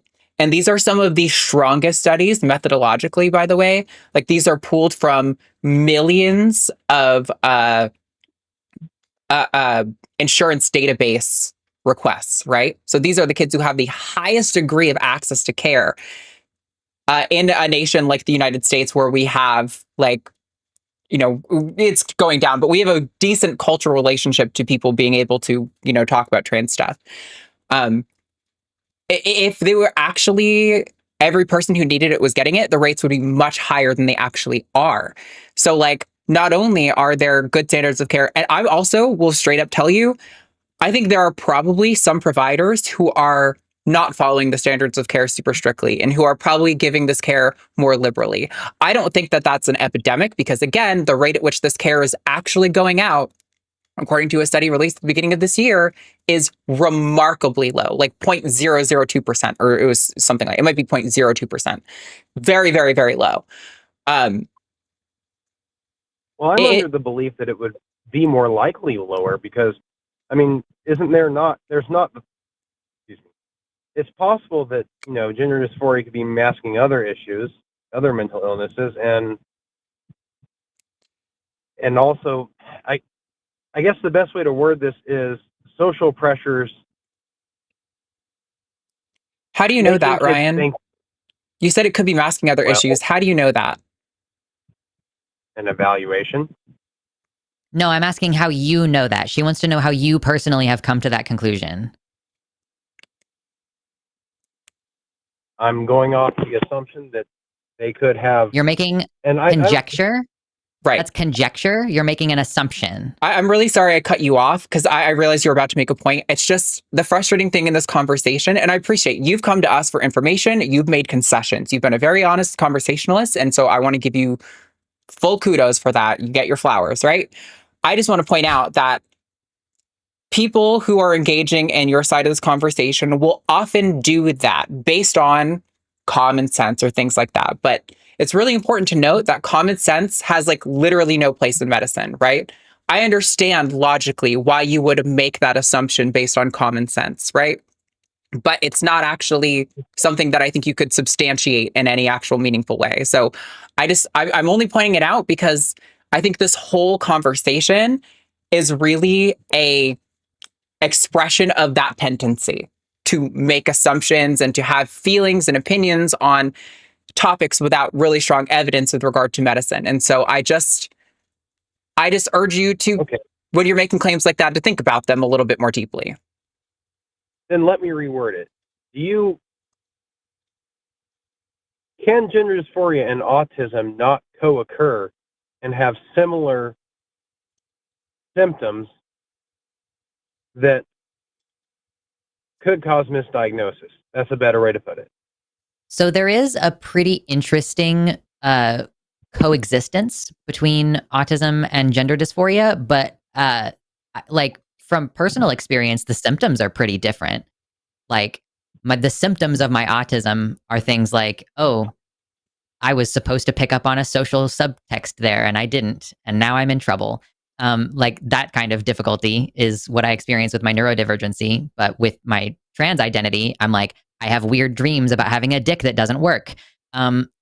Like, you know, it is like two different issues. And like, I have a lot of thoughts about why it seems like autistic people on average, like statistically, it seems like autistic people are more likely to be trans by some amount. Just like there are more trans diagnosed autistic people than there are trans people generally in the population. So it's really interesting to think about why that could be. My personal opinion is probably it's because gender is one of those dumb-ass social expectations that are completely unjustified. And so autistic people are more likely to look at that and go, ew, and I'm going to do whatever I want, and who cares? Whereas I think neurotypical people are more likely to be like, this is my cross to bear. So it's interesting to think about, but like, I'm going to be completely honest with you. It's extremely patronizing to be like, oh, autistic people can't know that they're trans. Like, and I think part of this conversation where we've been talking about the decision making of young people, like teenagers making decisions, like, I think part of the problem we're running into here, whether we're talking about autistic adults or teenagers or autistic teenagers or whatever, is like this idea that what you're doing is making a decision. But when you're trans, you're not making a decision to be trans. You do make individual decisions with regards to how you pursue that. If you pursue that, you know, some people decide they're going to just repress for the rest of their lives, whatever. But like, yeah, like, do I want top surgery or do I want bottom surgery? Or like, do I want to be on this medication or should I take shots or should I take pills or whatever? Like, there are choices to be made, but being trans is not a decision. So like autistic people, even if you want to say that autistic people's decision-making is flawed or that teenagers' decision-making is flawed, like the problem is that this is not a decision to be made. It just is a fact about you.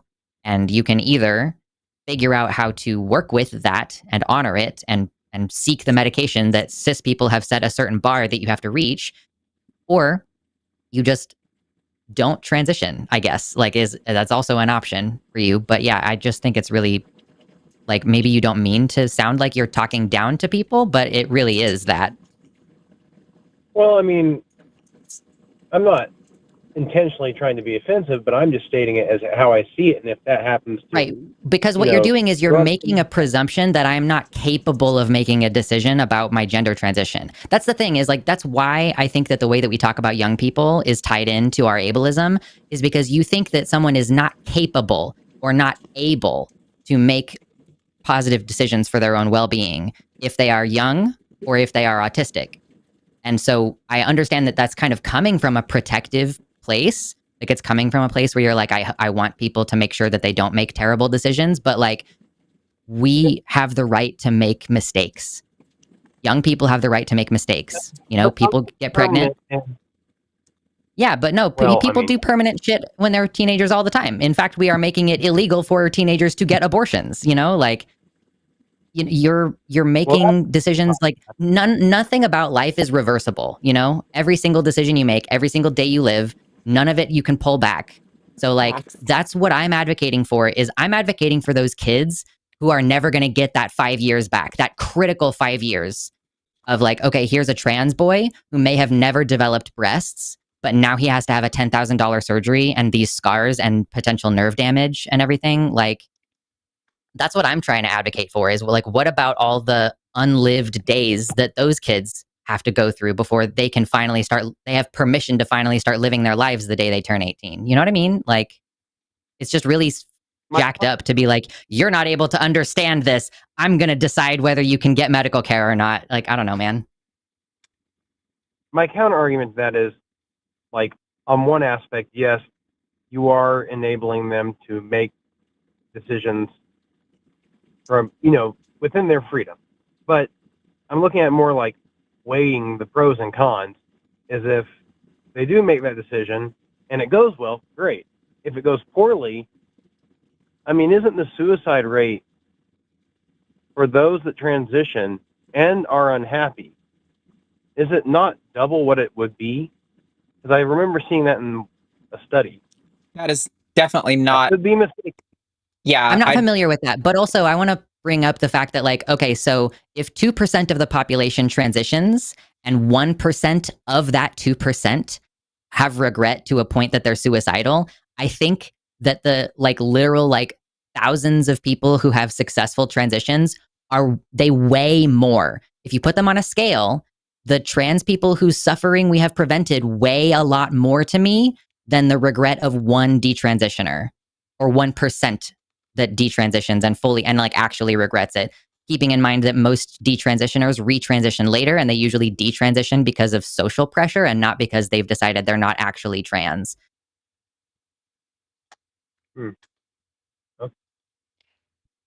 Ryan, And like if maybe I that's could, a bias that I have, where I'm like trans people matter more to me. Like I'm willing to admit that that's a bias. Sorry, Arden, go ahead. No, you're okay. I just we've talked a lot at you, Ryan. We've thrown a lot of information at you, and you've been receptive to a lot of it. I don't want to like overwhelm with like so much information. I think it's better maybe if you call us back again next week or whenever you have time on another Thursday, rather than trying to get it all in one call. I think that can be not exactly great for processing information. So if you have any last thoughts you want to share, why don't you share those now? And maybe we should put a cap on this. And I very much invite you to call back because this was a good discussion and I would love to talk to you further about this. Well, I would like to call back. I've been trying to make it to this one actually for about 4 or 5 weeks because it's just the timing isn't the best. But I'll review what we talked about on minors. I still have issues with sports. 100% have issues with sports. Sure. Yeah, I'll just call back. Okay. I love talking about the sports issue. I know that people are annoyed by it, but call sometime when I'm going to be on because I'm more than happy to lay out my case for you. But I'm glad that we were able to kind of come to some sort of mutual understanding on this issue. And we agree that as long as there are medical professionals involved and as long as we are not making these decisions hastily when we're teenagers, like I agree with you that that is a functional system where we have professionals who are there for several years and we determine that this is the right thing to do. Cool. All right. Any last thoughts, Ryan? No, I'm going to think about it, and I still have issues on the topic of social pressures because that was another point I wanted to bring up. But I'm sure you're limited on time and probably have others that are waiting. We do, but that makes for a couple calls, and I appreciate this conversation. So do call back. We'd love to talk to you again. Thanks for calling, Ryan. You have a good night. Okay. Yep, y'all too. Bye. Bye. All right.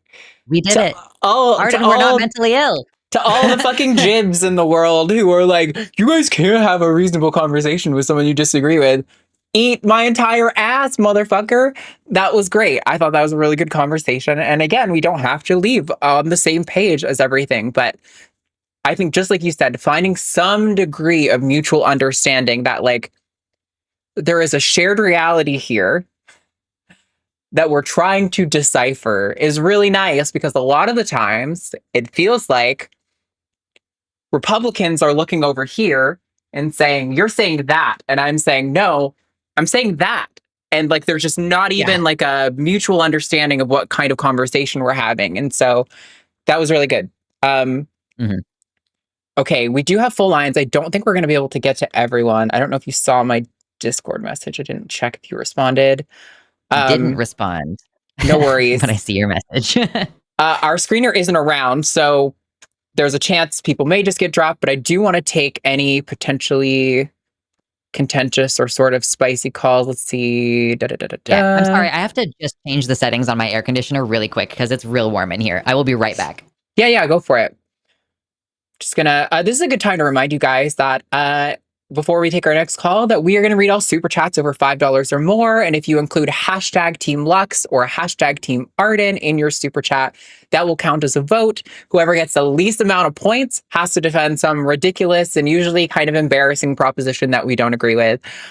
Just for fun. So, yeah, if you guys want to add your super chats there, I will put the options for the position we have to defend in a poll here shortly.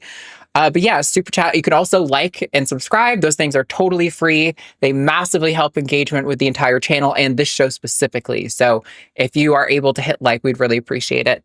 I think caller 9-1 looks like that could be really interesting. Yeah. Sure. All right, cool. Let's talk to Aiden Swallow, she, her in Arizona.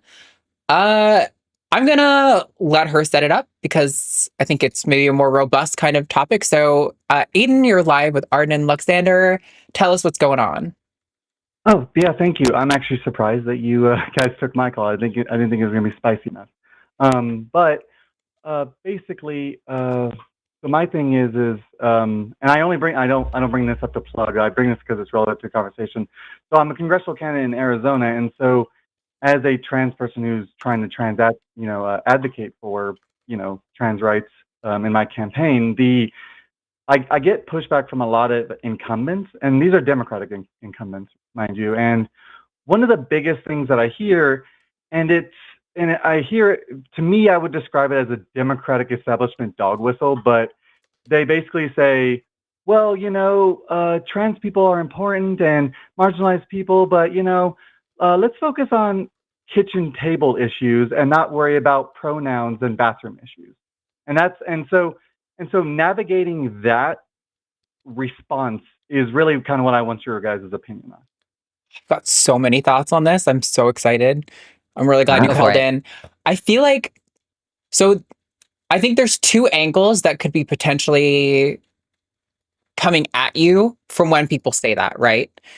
I think you're absolutely right that one of them is this dog whistle thing that's basically saying, let's not talk about trans people. Let's not be concerned with the rollback of their rights. Let's basically cede that ground to potentially win or something along those lines, right? And that is functionally throwing trans people under the bus. I think the other angle of that is spinning it on their head. And I mean, I don't know how you identify yourself politically, so I don't want to saddle you with maybe any labels that don't apply to you. But I think from like the sort of Zoran Mamdani democratic socialist lens, I think you can spin that and be like, you're so right. We do need to spend more time talking about the issues that are affecting people, including trans people, because people have this kind of thing in their head when they're saying this, that like kitchen table issues don't apply to trans people. But hello, trans people are also wanting to have families, wanting to have a house, wanting to have a career that pays for our life, wants to have healthcare that is accessible for things unrelated to transition. These are things that should be universally agreed upon, in my opinion, by all trans people. Things like advocating for single payer systems and all this sort of stuff. And I realize that if you're, working in a state, you're not going to be able to enact or push super hard for a federal single payer system. That's not what I'm saying.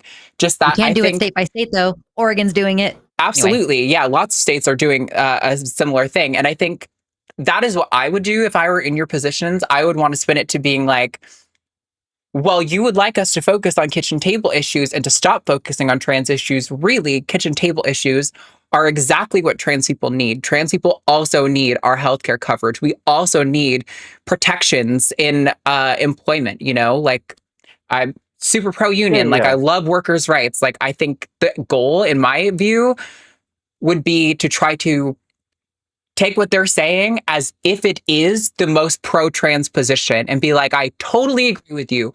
Trans people deserve rights and we need all of these awesome, super progressive policies. Like that's the angle I would take rather than what they're trying to do, which is like, let's go back to our liberal APAC money stuff to fucking like everything is okay, corporate profits above human lives mentality, that's what my thoughts are. I don't know. Do you have anything to respond to? And then Lux, if you you gave a good response, and that's kind of what I expected, because that's kind of been my approach, because I am a Mamdani lover, and like I'm super lefty, and like in this purple state and whatever. But and so I kind of already do that. Like I spend most of my time bashing billionaires and not really, but I feel like trans people also, specifically now more than ever, like I'd like to say like 5 years ago, trans people had arguably like more rights than they have now, and like they're literally Jesus Christ. like immigrants, are hitting most of, the hate, but like trans people are still part of that, and like, so like they're a big targeted group. And so I don't know, like I'm struggling because I'm also a part of the community too. So I'm struggling to, I don't know, completely ignore them. But at the same point, I do address the quote unquote kitchen table issues the majority of the time. Yeah. Go ahead. I think it's good to just normalize, like, okay, I think people have this image in their head. Like they're thinking kitchen table issues. They're thinking about mom sitting down at the table, looking at the grocery budget. They're thinking about like kid comes home from school and mom and dad ask how their day went, right? So I would fully weaponize the imagery aspect of this. And I think that Zoe Zephyr kind of does this to an extent where she is very vulnerable, talking about like my wife and my son. Like here's here's the conversations we have in our home. Because like it would be great to point out, first of all, that trans people by and large are working class. So we're out here like working jobs and sending our kids to school and trying to figure out childcare and juggling which bills we're going to pay and things like that. So if you can create like a visceral image for people of like, yes, exactly. Like I'm building on what Arden was saying, basically, that like, yeah, trans issues are kitchen table issues, because where in the home do you think you're going to have a conversation with your kid who was bullied out of the bathroom at school today? Or the kid who got suspended or some kind of disciplinary for using the wrong bathroom at school? Where's that conversation going to happen? If someone gets dropped from their health insurance, where is that conversation going to happen? Like you're going to come home and see like your trans mom is like crying because she got kicked off her health insurance. Where is that going to happen? In the kitchen table. Like create evocative, and the more personal experiences you can gather, the better. Like if you have a personal experience, or if any of your you're not elected yet, but your constituents, like if you have any personal things you can draw from, where it's like, yeah, my kid came home crying at school because this transphobic thing happened. Like trans people are working class. I think part of the problem we have is that the zeitgeist views trans people as, Laverne Cox, Elliot Page, like rich people with easy access to care. It's a first world problem. It's a cosmetic issue, blah, blah, blah, whatever. These people can afford all the plastic surgery they want anyway. So blah, blah, blah. Like humanizing it, making it grounded, making it tangible. So, I mean, if you're doing campaign ads, do them in your home at the kitchen table. Like be on the nose about it. Be fully willing to be on the nose about that shit. For a rhetorical strategy, at least, like that's what I would do. Oh, that's a good idea. Okay. Yep. Yeah, completely right. I'm so on the like trans people are overwhelmingly like working class people. Like, we suffer with poverty, like we're overrepresented in the homeless youth population. Like all of the issues that you want to appeal to, that you think take our attention away from trans issues, are exactly some of the most pressing issues keeping trans people from being able to, pull ourselves up by our bootstraps and pay for our care out of pocket and things like this. Like, the issues affecting fertility have way more to do with how nobody can have a job that allows them to put away savings or afford the hospital bills of dealing with a pregnancy than it has anything to do with, trans minors getting puberty blockers. Like, I think there's a way to spin all of this and to kind of mock them for thinking that kitchen table issues are going to pull away from trans issues. But it's almost entirely because a lot of the, like Lux is saying, I mean, I'm just like repeating now, but, the angles that get taken are all very academic. And I mean, we're at fault of that here, too. We talk a lot about the science, but like the Kamala Harris thing that everyone likes to appeal to is her response to was it like an ACLU questionnaire or something like that? It was some weird questionnaire, which I think there's a reasonable defense of that position. But yeah, this is very interesting, though. Now I have to look up your campaign. Sorry, I'm totally going to snoop on you now, Aiden. But Oh no! If there's any form of plug yeah. that we would do on this channel, it's plugging trans people's political campaigns. Like, if there's any acceptable plug, it's that. Okay, well, yeah, I didn't want to do that without like asking. I mean, if you guys want to plug it, I will 100% let you guys do that. I need the support. But to respond to your point, no, I think what you guys said was really good. And honestly, I mean, I kind of thought some of that stuff, but I just really I wanted to hear it from other trans people who are, or non-binary people who are dealing with the issue, because I think it affects us all. And so like, I don't like always going to like people who aren't actually affected by the issue. So I think it's kind of like the community has a very negative reaction to Sarah McBride, and for good reason, right? But I do think there's an element of truth to what she says, and there's an angle that you can spin her, repeated lines about distractions that really works in your favor, where like all of these laws that are coming up are, that are being drafted against trans people by the Republican Party are a distraction from their refusal to address the things that trans people actually want. Or like another great example is like here in Texas, right? Abbott just signed a bill saying that insurance companies that cover transition care must necessarily also cover detransition care if they want. And it's been framing this as like an anti-trans win. And I'm like, bro, I fucking love that. Like, great. Even if it's 1% of 1%, you know, like functioning like 0.01% or something of the population that is detrans, they deserve access to care covered by their government, in my opinion. And like, I don't know. I think there's ways to spin all of this. And I do think it is leaning into this more lefty populist messaging. I think it will do you lots of good, but definitely happy to plug you. I see aswallowforcongress.com is that website. If there's any mods, you want to drop a link to that. Do you have like an Instagram or anything people can follow or any social media you want to promo? I'll send you guys, honestly, because for no other reason than you guys were able to convince somebody that hormone blockers aren't the end of the world. I will give you both super chats, so I'll just put it in there. Oh, thank you. Awesome. I love that. Well, definitely chat. Keep your eye out for that when that comes through. If there's anything else you want to add, Aiden, please go ahead and do that. I mean, well, I don't want to take up all your time on the calls. I mean, another issue that bothers me is that people are like, oh, it only affects 1% of America, which is fine, but like that's like the population of Russia. But at the same point, I understand why they're going that route. I mean, we can talk about it if you want, but like that's just something that just frustrates me about this. But I do like your guys' response to everything else. Yeah, I think there's an element of it that's worthy of talking about, you know, like when you're considering how much money is being spent on the time necessary to draft these laws, how many people were getting paid, you know, some sort of salaried position, you know, a month of their salary to draft an anti-trans law, to debate it on a House floor, to bring these things forward that could have been spent on lowering costs of groceries, that could have been spent on lowering healthcare costs, that could have been spent on making your life, the working class person's life, more affordable. Money that they lit on fire to needlessly attack a population that amounts to 1% of the total population. Like, I think there is value in kind of using that, but I do get what you're saying. Like, 1% doesn't mean we're not existent or that we don't deserve dignity or respect in the eyes of the law. Yeah, I would say like look up like let's assume that the population metrics are the same in every state. Obviously, they're going to be different. There's more trans women in Portland than there are in Kansas.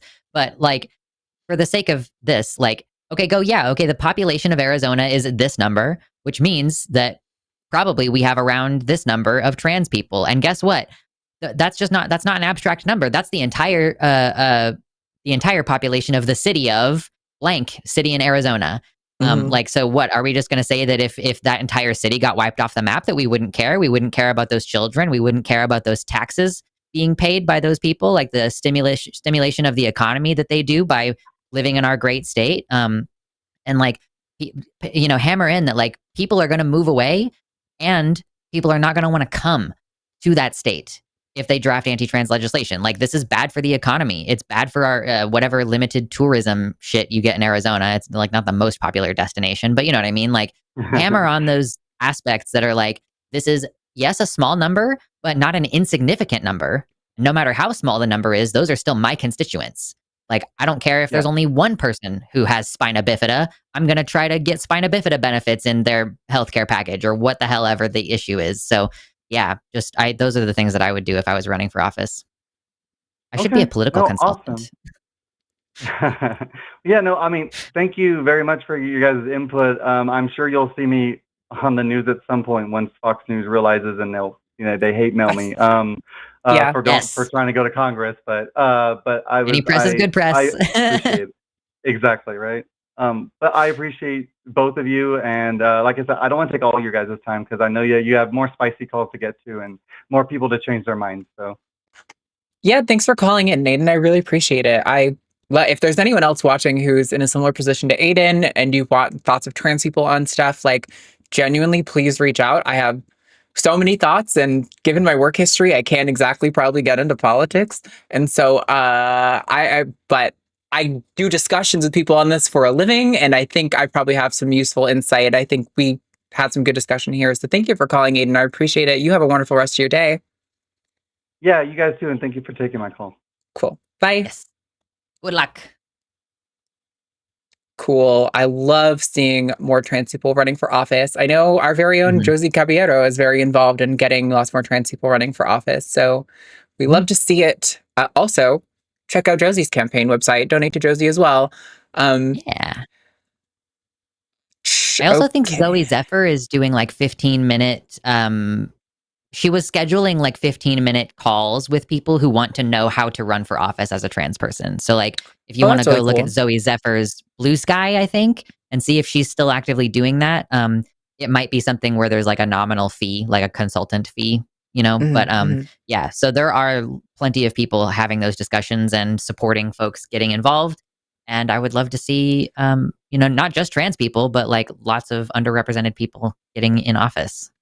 Honestly, I feel like I would love being a politician, basically just getting to argue. And also, I know I'm such a hothead in my beliefs that like so good at it. I could not take like APAC money that could corrupt me because I would be like, I can't not say what I think on this. It's a problem that has gotten me in trouble in my time being on the internet person, that I say exactly what's on my mind too often. I try to be careful, but it's hard. We're in the era where the dropping the F-bomb is acceptable in politics. Let me in! Please. Let me in! I've been dying. No, genuinely. I think there's lots of reasons that I couldn't do it, but in another life, I think I would have loved it. And I think, you know, maybe in 10 years' time, when I've got a little more life experience for my belt, assuming that the United States still exists and that, you know, I just don't really want to be politically assassinated. That's not what I want. That's also a thing, but also I low-key feel like I'm going to be politically assassinated doing this. So, sure, yeah. Does it make a difference? I don't know. By the way, Arden has a talk to give at an upcoming conference. Hey. We literally had this discussion earlier about how I'm like, when I'm telling people to go check out the conferences that I'm speaking at, I'm always nervous because I'm like, crazy's gonna crazy, you know? That's anyway, we have 3 more callers on the line. I think, I didn't check to see if you had any thoughts about if we need to let anyone go. I mean, I kind of don't care. We can try to get through them all quickly. I don't care. I think the rest of these are relatively positive, so I think we'll probably just take them in order that they've come in. So that's going to be Evelyn first, then Crescent second, and Charlie, you will be last based on the order that you've come in. So if any of you lower in the queue are like, I don't want to wait that much longer, I'm going to drop, I totally respect that. Just want to give you guys a heads up. You should be able to hear me right now about what I'm just going to take you in the order that you've come in, since nobody's bringing spice anymore. All right, let's talk to Evelyn. She, her in Virginia has thoughts on how to handle gender dysphoria in the military. Evelyn, tell us what's going on. What are your thoughts? Hello. So obviously with the ban in place right now, not exactly the most relevant, I suppose. We already know it's not for medical readiness issues like they so claim. But I've had this conversation with a couple of people, and I thought it would be interesting to get a civilian perspective on it. Okay. I myself have been serving for 15 years, so now getting kicked out just in time to not get your pension. Yay! Actually, they did. They extended the temporary early retirement access. So, wow. Assuming my input for that gets accepted, I will get my retirement, which is nice. Fingers crossed. Fingers crossed. Wow. Yeah. Yeah. I'm really hoping for you. Not that I believe in superstition, but I just don't trust the Trump administration. Anyway, go ahead and present your idea. So, with the fact that gender dysphoria gender dysphoria itself being the distress caused by the incongruence between gender identity and sex assigned at birth. Much like anxiety, there are different levels of it.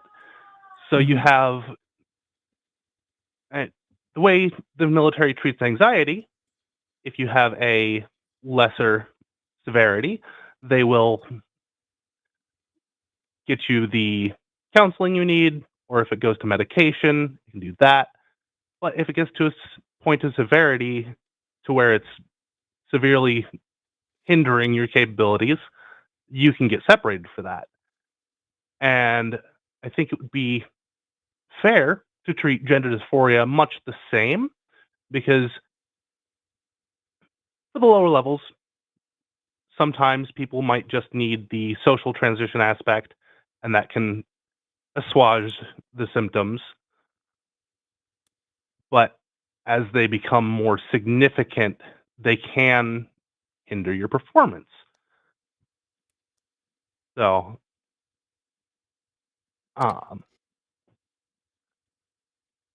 that's about where my did you want to thoughts jump are. You go ahead. Yeah, so I guess like we're clearing people medically to serve in the armed forces, which I am keeping in mind that includes a lot of bullshit clerical jobs. So if we're making an assumption that like, okay, there's a medical thing, like sure, if you're suicidally gender dysphoric, if you're suicidally depressed, like, okay, cool. Like if you're suicidally depressed, they're probably not going to clear you for action. They're going to be like, who knows what this guy's going to do? So like, yeah, Right. sure. I could see in a severe case of gender dysphoria. And like, there are other practical issues as I understand it. Like if you have a medication that needs to be injected, they don't want to actively deploy you, which like, I get it. I think that makes sense. So like people, if you're diabetic and you have to use an injection, like if you don't have the ability to just get like a thing on your arm that stabs you periodically and gives you the shot or whatever, like I don't really understand how that thing works, I'm being honest. But my point is, yes, I get it that certain medical things could prevent you from being like active duty or like actively deployed. But I think in most cases, gender dysphoria, because it is so well managed by medication, that I struggle to imagine a situation where someone's gender dysphoria could be so bad that they wouldn't be fit to serve. As far as my knowledge, that was kind of, as far as my experience and other trans people that I have met and interacted with, that's basically been true, is that it just, you manage it with the actual gender-related care, transition-related care, and, obviously it lessens the symptoms because, hey, you're treating the source.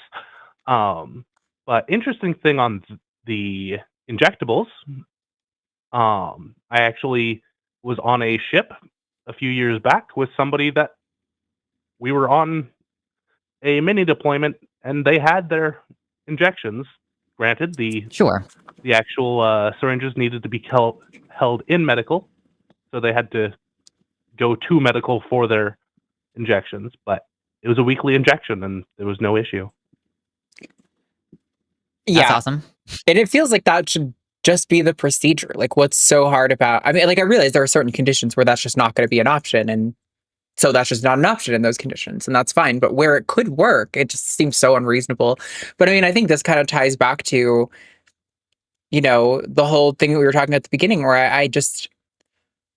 I appreciate the legwork being done by like you and other people to make the case. It's just, I don't know that they care about the case, being made. I think the people in charge just do not give a shit about what the facts are, what actually would work, who could actually benefit them, which is so strange because, there's so many trans people who could offer, like Lux was saying, there's so many like clerical positions or like technical positions, people like Dr. Ben, or, people who are like are doing like engineers, like, computer coding and things like that, who could be of great service that are going to be not welcomed because of some weird bullshit. Like, yeah, I don't know. I think that's the frustration with this conversation and why some people are averse to even get into it, just because it's like,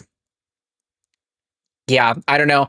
It's frustrating to beat the drum of what's reasonable and what trans people need and benefit from and how that does or doesn't conflict with military like goals and policies. And it's like, only to have them just ignore all of that. And it's like the old analogy about like playing chess with a pigeon, it's gonna kick over the board and strut around on the table and act like it won. Like You're not Oh, playing chess absolutely. anymore. Like, you're just being a victim to a fucking terrorizing pigeon. Absolutely. And on them ignoring things, they're also ignoring the more than a decade now prior to this administration that trans people have been serving openly with no issues. We've been doing just fine. Yeah. And it's so often people like you who are who have been in there for more than a decade. It's like, you are losing out. Like, this is an investment. Like, they have invested in you, like, certain training. They've invested in you all this time. And for them to kick you out now is like, you're reducing military readiness. And I'm like, whatever. I'm not like a jingoist. I can talk like one.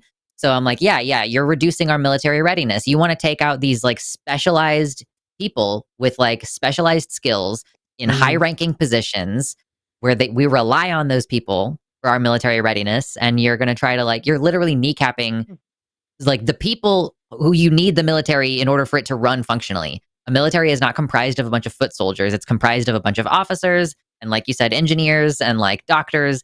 It's like an entire apparatus that you need all kinds of different people in all kinds of different roles. Yeah. And a point I love to bring up to people is my training, just my personal training over my 15 years has cost more than a lifetime of hormones for multiple trans people. Yeah. So they're just wasting money. I mean, and this is the problem, right? It's the same problem with when they've cut, employees out of other administrations. It's not like you can just go, oops, we actually realize we need you. We need to bring you back. Like, bringing them back is a difficult process, and you're not going to get all of them back, which means you're going to spend years. And this is kind of what Lux is driving at. You're going to spend years training the replacement to get to that level, right? To have the same level of readiness that we had. It's so myopic, and I just don't really understand. I mean, we're not meant to understand. There's no real purpose beyond the cruelty, I don't think. So I don't know. I feel the urge. I relate to your urge to rationalize and understand and make reasons for, a case for inclusion and things like that. I just, until we make some really big changes, I don't know that it matters, because again, I just don't think they care. I think cruelty is literally the point, and it doesn't go any deeper than that. It does largely feel like that. Yeah. Well, I mean, I want to, offer you the last chance to give any thoughts before we let you go, but I don't know that I have a whole lot more to add onto that topic, unless, Lex, do you have anything you want to? No? Yeah, so do you have any last thoughts, Evelyn? Yeah. No, I think you answered my initial question pretty well, of just gender dysphoria not really getting to the level that would be disbarring for service. Because, again, like you said, it's very easily manageable with gender-related care, as opposed to anxiety, which, you can treat it with medication, but there's not really as much being able to treat the core issue, so it can become unmanageable. It doesn't Gender resolve dysphoria doesn't in the quite same work way. like Yeah. that. Yeah, that about summed everything up. So thank you for taking the call. I hope you have a great rest of your day. Yeah, thanks for calling, Evelyn. We appreciate your thought and your perspective. You have a good day too. Bye. Bye. Alrighty, we have 2 callers left. It's another good time to remind you guys that I have a proposition here that we're going to do super chats after our calls. All super chats of $5 or more, we're going to read out live, unless you guys sound like a bajillion, then we might raise the threshold. And if you include hashtag Team Arden or hashtag Team Lux in your super chat, that will be a point. Yikes. I combined vote and point. That will be a point for each team. And whoever has the least amount of points at the end has to defend a silly proposition. And my proposition is, last week I proposed dragons suck, right? And that one was kind of for you. But we both love dragons a lot. And so I think we should just say no debate. The topic is dragons suck because either one of All us right. is going to Painful for suffer. whoever. Yeah. That is like top tier suffering. I actually, when I went home recently, I found a few of my old dragon statues and I couldn't bring them with me, but I was like, No. oh man, I really like, there's one in particular that was like kind of a snow globe, but it had like crystals inside and like glittery stuff. And there was a big dragon wrapped around the top, breathing fire onto the orb. And I was like, oh, it's so cool. I had this since I was like 6 years old and I want it so bad, but I can't. I You were can't a take it with gay me. child. Oh, man, love dragons. Okay, we've got 2 more callers. We're going to get to them. Let's talk to Crescent in the UK, who says, do trans people undergo medical transition? That undergo medical transition become intersex? So that's a very interesting question. Crescent, you are live with Arden and Lux. Set it up for us. Tell us what you're thinking. So a bit background. I transitioned maybe socially 5 years ago, and back then I was very much in a Blair White kind of tunnel, biological male, biological female. That's undone thanks to the help of this channel and a lot of other trans creators. But over the last year, I've gone through medical transition, and it's brought up the question of I'm clearly not biologically male, but I also don't feel like I'm biologically female because I've not gone through SRS or any of that process yet. So where would that put trans people? Would they become intersex? I love this. I am very similar to you, Crescent, both in my history of how I used to think. I was never really quite Blair White level, to be clear, but definitely more trans medicalist. I would have probably described myself as like a biological male as well, but I also now feel like biological male doesn't really feel like it accurately describes me or carries a lot of utility in like even a medical setting to describe me or my needs. But I am also, lots of trans people are comfortable saying that, you know, like a trans woman might say she's female. And I think there's a good case to be made, you know, in the sense of there's not really any necessary or single necessary or sufficient condition that can be determined that's what makes you a female. And if you are largely having the same constellation of traits, I think there's a good case to be made. I don't make that case personally, but I personally wouldn't call myself intersex either. I've suspected that I could have an intersex condition, but I have no actual evidence of that beyond just a few suspicions based on things like I'm a lot taller than both of my biological parents, right? Like, and that is something that's really common in people with like Klinefelter syndrome, to have longer limbs and to be like a little bit taller. And so I was like, oh, it could be the case that I have XXY or something, but I don't really know. And I don't really care like what my chromosomes are. It's just like a could be, don't know, don't really care kind of thing in my head.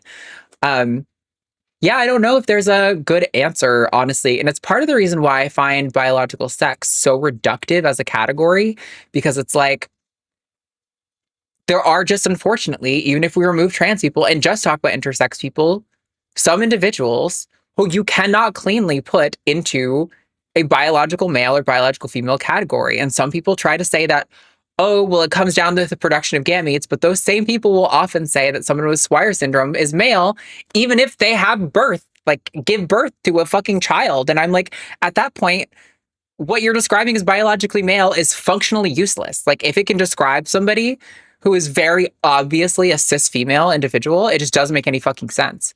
So yeah, I don't know. I mean, I do think there's a good case to be made, and you're not going to hear me pushing back on people for it, but I don't spend a lot of time on it anyway, but since you called in about it, yeah. Lux, what are your thoughts on that whole weird thing? I mean, I've thought about this a lot before, and like I have postulated, like, do we not render ourselves intersex in a way? But it gets really tricky because it's like, okay, so for me, I'm like, all right, yeah, I'm non-binary. So like any medical transition I do is like, I have the intention of having mixed sex characteristics. Mm-hmm. If I postulate some form of like, my sex is non-binary, if I find a way to phrase that, if I say that, does that not kind of imply things about trans men who are at the same level of transition that I am? like, am I not somehow also prescriptively denying trans people the ability to identify as their target sex? Like, so I've been a little bit hemming and hawing about it for that reason, and also because like intersex very clearly is implied as like a condition you were either born with or that you like discovered later that is intrinsic about you, that you didn't, there was no intervention that caused it. So like, and like I totally want to be very respectful on this topic because intersex individuals are traumatized in a very particular kind of way, especially the younger they are. Yeah, so I'm like, I want to be very careful in not stepping over that boundary, and like I don't want to use intersex people rhetorically in a way that is not appropriate or doesn't correctly honor the experience that they've gone through. I do think that there could be a utility for a term for it, because it is, yeah, it's like, as a trans woman, when do you start calling yourself female, like from a biological standpoint? Like, what mixture of characteristics, since we understand here that sex is a mixture of characteristics, it's like, okay, we've got boobies, we've got soft skin, we've got long hair. Like, okay, how many of these traits do you need to have before we can start saying you're female? Like, there is room for nuance of language there. But mainly my concern, I guess, is like, I don't want that to be weaponized against binary trans people to try to deny them, you know, their legal recognitions or their medical recognition or anything. I'm not sure that there is a really good way to talk about this. And like, obviously, this is a really high level within the community kind of conversation. But that basically, I'm just saying I'm concerned that it could have bleed out effects for the broader rhetorical situation, where like I definitely don't want to make a trans man feel like he's not really male or not really a man, because we are at the same place in our transitions and I identify as, I don't know, transsexual. I don't know, like that's kind of the utility of that word. But that's got a lot of baggage to it too, that reduces its utility. So, yeah, we should come up with a new word. No, that makes sense. You brought up like using it against the trans community kind of in a legal sense. Right in my head, I was thinking, at least here in the UK, where it's the new EHCR, it's the wrong order of letters, but saying how biological sex, quote unquote, is starting to be put more into force. It's more of a combat of what this is. Not a biological sex, like whatever biological sex you're born as literally is not applicable once you start a medical transition. That makes sense. Yeah, I think that could be a good way to phrase it. I mean, I don't know that this is the thing that happens in the trans community, because still a lot of these discussions are like nascent, you know, they're still very new. We haven't necessarily landed on like the ideal long-lasting language. I think in a lot of cases we have, but I think in a lot of cases we haven't. And I think something like saying like that, like biological sex is inapplicable, might be a good way to communicate what's going on. Personally, I don't love even really giving any credence to biological sex, because generally speaking, how it's used is always very scientifically illiterate, and I don't love perpetuating that. But yeah, I think there's probably some room for like rhetorical development on exactly how we talk about the sex of trans people. Because I think it is something where the answer is not super clear. And I think people have to be comfortable with the fact that it's not super clear. Like, genuinely, I wouldn't consider myself non-binary at all, but like I feel like in some sense, like that does kind of feel like what it is, like a good way to describe it, because it's like doesn't neatly fit into a category. Like I think there's some people, you know, we can all agree universally, like this person cleanly fits into this category, this person cleanly fits into that category. But I think for a lot of us trans people, it just doesn't work for us. And it's because these systems were not built for us, and trying to force trans people to fit into it. It's like the meme.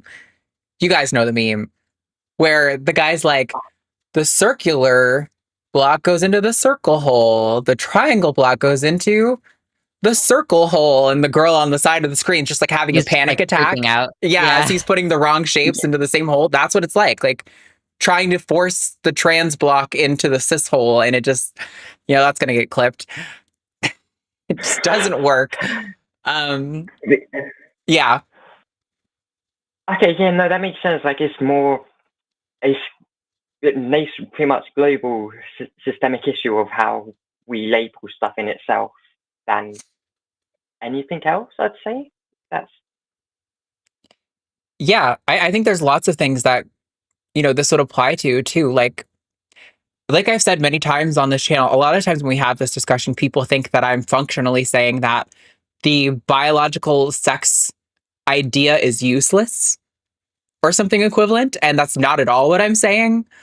There's lots of times where thinking of species in a binary biological sex way actually really helps us, particularly when we're discovering a new species.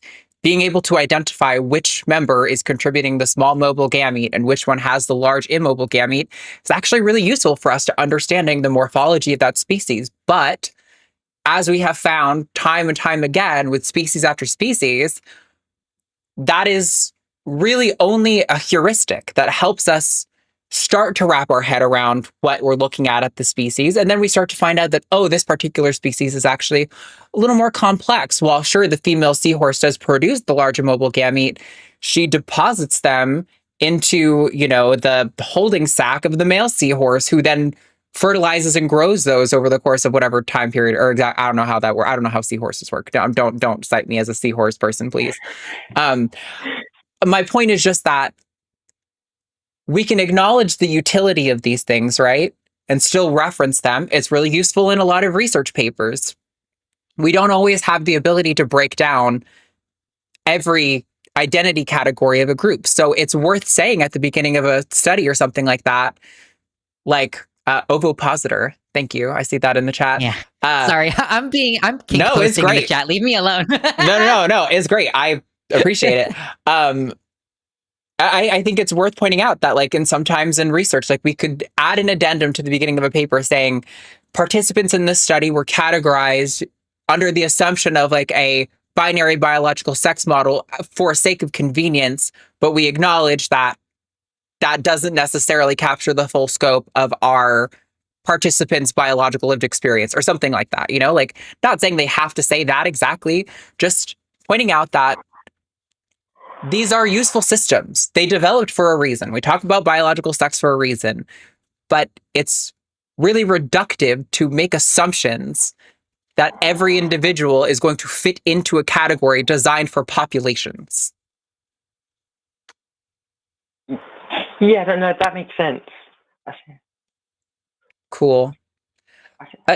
I'm not sure I have a whole lot to add to that, Crescent. I mean, if anyone else has any thoughts, you want to get them in, now's a good time. If you want to give a last word, Crescent. But other than that, I think we're going to go take our last caller.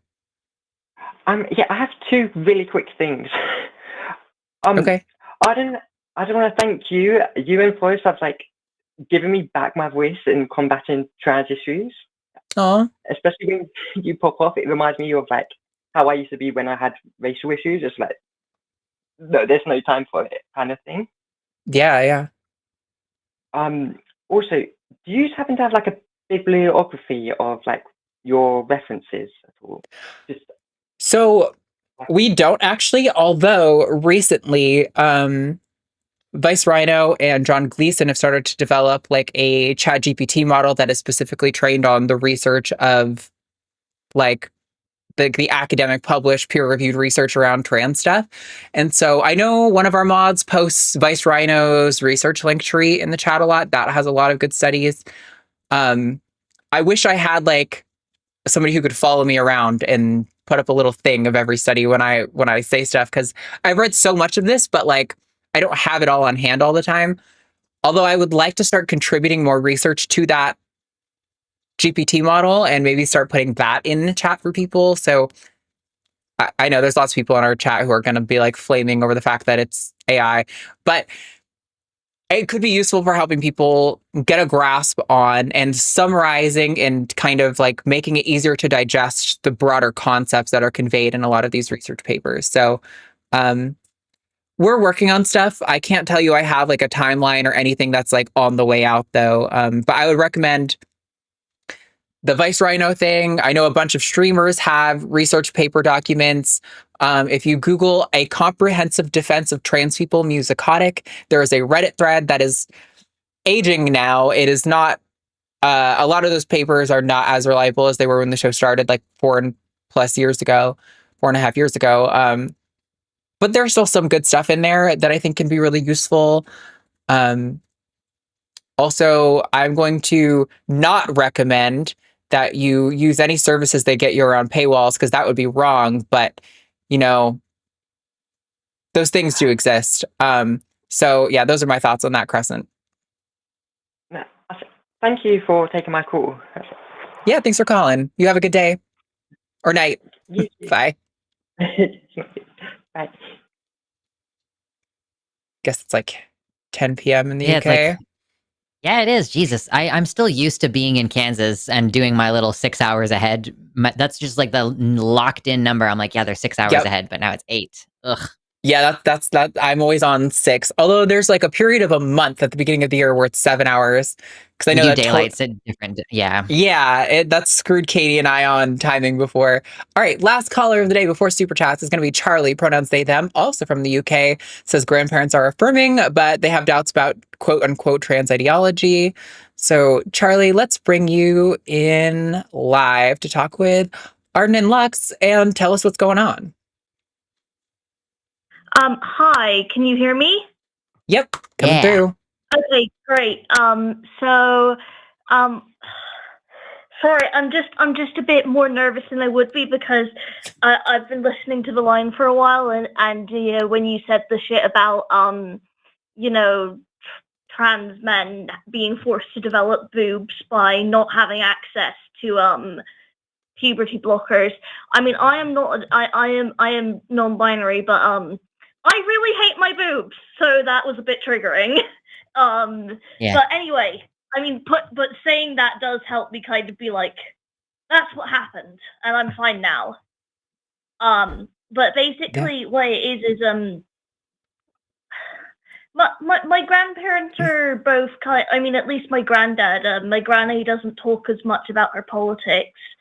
Are kind of left leaning, and because of that, my granddad is like, you know, trans people can live their lives, but because of like, you know, disingenuous reporting in the news, and he has like, I mean, he has a subscription to the Times newspaper, and I mean, at least it's not like the Sun or some shit like that, but or you know, other things which are worse.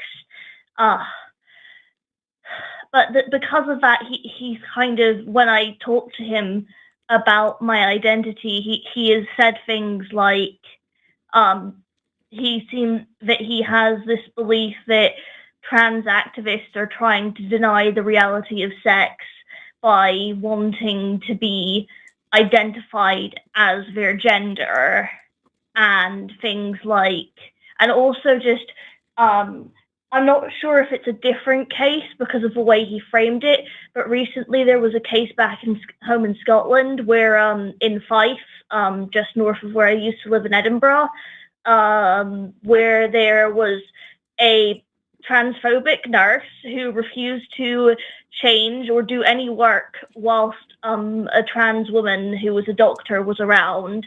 And she was fired because she was causing problems by this, and then she sued. And I think, and what he seemed to say was, and it's so different that it may be even a different case that I wouldn't know, is that he's heard about this case in Scotland where there was this trans woman changing in the changing rooms, and she was sued for sexual harassment because her changing in the female changing rooms was exposing her genitalia, which were, you know, not typically female.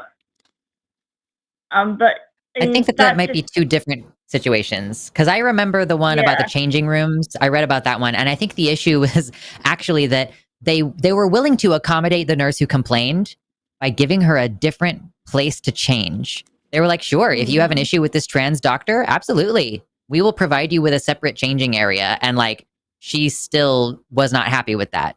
So like, they were willing to accommodate her, and she just personally decided that she wasn't going to accept that accommodation because we know what they actually want is control. Yeah. So like the issue of like, how do you talk to an older family member, and in the United States, it's Fox News, where it's like, how do we talk to our grandparents who are stuck at home alone watching Fox News all day? Part of the problem is that these are lonely old people who get social hits in their brain from watching these shows. So like, frankly, if people were speaking to their grandparents more often, just on a basic level, we probably would not be having this much of a problem here. But of course, I think the thing is, what I would say is that I get where you're coming from, but I would say that my grandparents, my grandparents have a positive relationship with each other, and they definitely, and I see they have friends that they're talking to all the time. They're well connected to the other people in the flat block. So I definitely think that that's an issue which is relevant to other cases, but I think in the particular case of my grandparents, I wouldn't say that they're suffering from kind of loneliness and just taking in the news in that particular way. Yeah, and I can understand that. But probably it's like they're in an information bubble. Like, clearly they talk to people about this, and they're probably only getting pushback from like you, or maybe if there's another young person in their lives that they feel comfortable talking to about this stuff. My point that I was kind of driving to is that, like, I'm estranged from all my siblings, and yeah, they are almost as well. So, yeah. So yeah, there's like how do you combat this? And basically, I think that the best thing that you can do is to just be yourself and be like, look, I'm happier now. I have these friends who have transitioned, and they're happier now getting access to this medication. And like, I think that I could offer you some slight, like, some specific advice on the whole, like, they're just rejecting the reality of their sex. Like, no, we are very directly confronting the biological reality of our sex. And we're saying, I'm going to not be defined by that. I have the power to change that. It's broad, and I'm sure that there's lots of different little things that, you have multiple conversations with them. Different objections are going to come up in different conversations, and it's probably going to be an ongoing process for a while. Yeah. So just being like, look, I love you, and I love you enough to talk to you about this, even though this is a sensitive subject. And I hope that above all else, you care about me and you love me enough to listen, because I'm part of the group that's affected by that. I don't know. It's just like, you have to be willing to kind of hold their hand through it. If you really want them to come around on the other side, and if you end up at a point where you're like, I am running out of energy to try to convince them, then would be the appropriate time to be like, okay, look, I've tried to have this conversation with you, but it's really coming across like you just do not respect me or my opinion. So now we're going to have rules about how we are interacting, or limitations on how much we interact, because it will become a certain point, Charlie, where you're like, I can't fucking deal with another conversation about this. You're going to be like, I'm just trying to have I'm like trying to see my granddad, and I don't want to talk to you about this. So limits will have to be drawn at some point. Yeah, I think that I'm definitely going to probably take the kind of option of just staying in contact with my grandparents and trying to talk them through issues. And I think one of the issues is also that I am estranged from my mum, who is their daughter, because of her being religious, and they aren't, and it's a bit complicated there. But I think that they are definitely a lot more like, because they don't have this religion aspect which tells them that they have to find rejecting my identity more important than loving me. I think that they are definitely in that way a lot easier to deal with, and I think that the kind of just letting our relationship and having conversations in that, it sounds just like it's gonna be a bit awkward, but because they don't have this thing that's getting in the way, it'll probably mostly work. And I think that, I guess this is the sort of shit I already knew, but I'm grateful for you guys to be willing to talk about it and help me think about it and remember that a good option for this relationship. Yeah, I think the only thing I really want to add is, when he's making those claims about like, trans activists think this, trans people do that, I think it's really important to like chime in about you. Like, do you think that? Like, when people are making like prescriptive claims about what trans people do or think, I think it's good to be like, hi, trans person here in front of you, the only one you actually know, not denying the biological reality of sex. So where is this group that you're speaking of? I would love you to point me to them because I'm not seeing them, right? Like a lot of the times we're like shadow boxing this made up trans person that they heard about on the news and it's not a real thing. And so I always like to kind of also try to kind of realign and come at it from, like your personal perspective. I think that's also going to be at least more compelling on the front of like, at least I know my kid's not like that or my grandkid's not like that. So, maybe that's indicative of like me having a little bit of a skewed perspective on this or something like that can kind of help. But also I do think it's important to realize that, kind of like Lux was talking about boundaries, you kind of have to treat it a little bit like it being a religious disagreement sometimes where you do kind of have to like, I don't know, agree to avoid the topics that are the most contentious and just kind of evaluate the value of that relationship to you. Yeah. Yeah, I mean, that's very good, and you're giving good advice, and I appreciate it because I am young and very much still figuring this out. So thank you, my trans siblings. We got you, Charlie. Yeah. Best of luck. Yeah. Love you guys. Bye. Thanks, Charlie. Bye. See you later. Bye. Alrighty. Charlie was like, later, losers. Like, I know. Right. Yeah, they bopped so fast. I was like, oh, damn. Okay. Cool. All right, let me shut this down. And as usual, right before Super Chats, my body is screaming, I have to take a potty break. I'm so sorry. I don't know how I went like 3 years without doing this. And now age has showed that my bladder cannot, oops, that's not what I wanted to happen. What the actual Arden, it's that you chug energy drinks. That is caffeine true. Is a diuretic. That is true. I am definitely more dependent on caffeine than I was earlier in my life. All right, I'm gonna do a one-up of you, and if you need to trade, we can swap spots. Yeah, I need water. Not as urgently as you need to pee, though. Hi, everybody. So if you didn't know what's going on with me lately, I've started doing movie reviews, and I'm in the process of watching Mulan, and I'm sitting there typing up, like I have 2 solid pages of chunky paragraph notes that I've been taking watching Mulan, and I'm only like 30 minutes into that movie. I keep having to pause it and like typing, and then Reflections comes on, and I'm like crying. It's so much more emotionally draining than I thought. But if you're interested in watching a trans masculine, non-binary person do a movie review of Mulan, subscribe to my YouTube channel at Luxander Real. I also just reviewed Close to You, starring Elliot Page, She's the Man, starring Amanda Bynes and Channing Tatum, and I Saw the TV Glow, which is a weird, freaky trans allegory horror movie that the audience wanted me to do. So yeah, that's me taking my opportunity to plug my own shit. Since we're here talking about politics, girl, I'm getting tired of it. So we're going to talk about stuff that doesn't matter. So come over to my channel after we're done here and catch up on the last few videos that I've put up so that you can get in the zone for watching movies. Yes, join the horde, as Puggles says. But we are also going to have, more amazing shows on the line this month. I actually don't know if the schedule has been finalized for the rest of the month. That is one of those things that's like, it's Arden's job to do. And sometimes, well, it's not just like Arden's job to do the schedule. It's also like, we're trying to herd cats here because we're a bunch of YouTubers who join together to do this show. So like, yeah, next week, I can tell you for sure we've got Matt Dillahunty with Eve on Sunday afternoon. In the evening on Sunday, we're going to have Seth Andrews and Paul Enns. On Monday, you've got Skeptalk with Forrest and someone else we don't know who yet.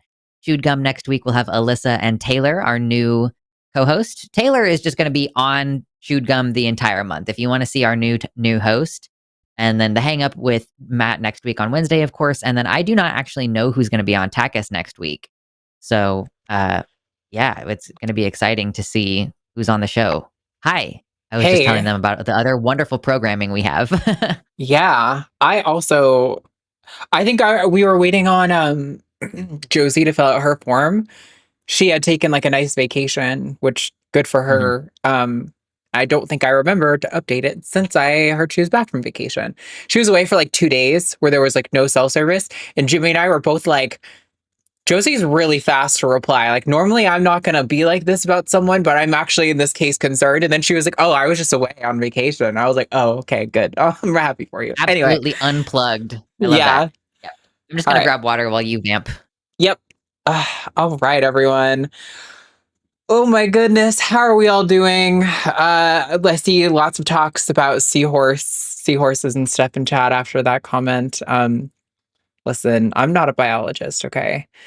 But I thought we had some good calls today, good conversation. Although I'm also noticing I'm very hungry. I am set to go see Superman tonight. We're gonna go watch the new Superman movie. Oh, and Lux's bag. I'm back. Which I'm excited about, not because I actually give a fuck about Superman, but because James Gunn has made my all-time favorite MCU movies. And so, based on the ratings that I've seen for this movie so far, I'm assuming it's going to be like pretty good. Even there's elements of the trailer I'm kind of like, oh, I don't know about that, but I'm just putting all my faith in James Gunn to make at the very least, entertaining superhero movie. He seems to be pretty good at that. So, fair enough. All right. Super chats. Again, any super chat of $5 or more, we are going to read out live. If you include hashtag Team Lux or hashtag Team Arden in your super chat, that will be a vote. Whoever gets the least amount of votes has to defend the position that dragons suck. And the fact that that is the thing sucks because we both love dragons. Lux arguably likes dragons more than me because it's got dragons shit all over its back wall. I was about to make that joke and then I decided not to, but I was like, some more than others. Clearly. Listen, I've got actual dragons in my background, so... That's true. Yeah, you do have a slight edge out on that. Okay, am I going to start? Oops, that is... I think that was my test chat. Is that even a super chat? It's not a super. That was just my test chat to make sure it was working, and I didn't realize it was also comically like a bigoted chat. Yeah. Why isn't this working? Hold on. Technical difficulties. This is what's wrong. Let me change that and try it again. Come on. There we go. Woo! $20 from Greenman Dave. With all of this Espeon Growlithe battle, I feel like y'all are slipping out some off on the true awesomeness of Jigglypuff. Hashtag Team Dragon. Hashtag Void Kitty. I guess you get to be Team Dragon. I'll allow it.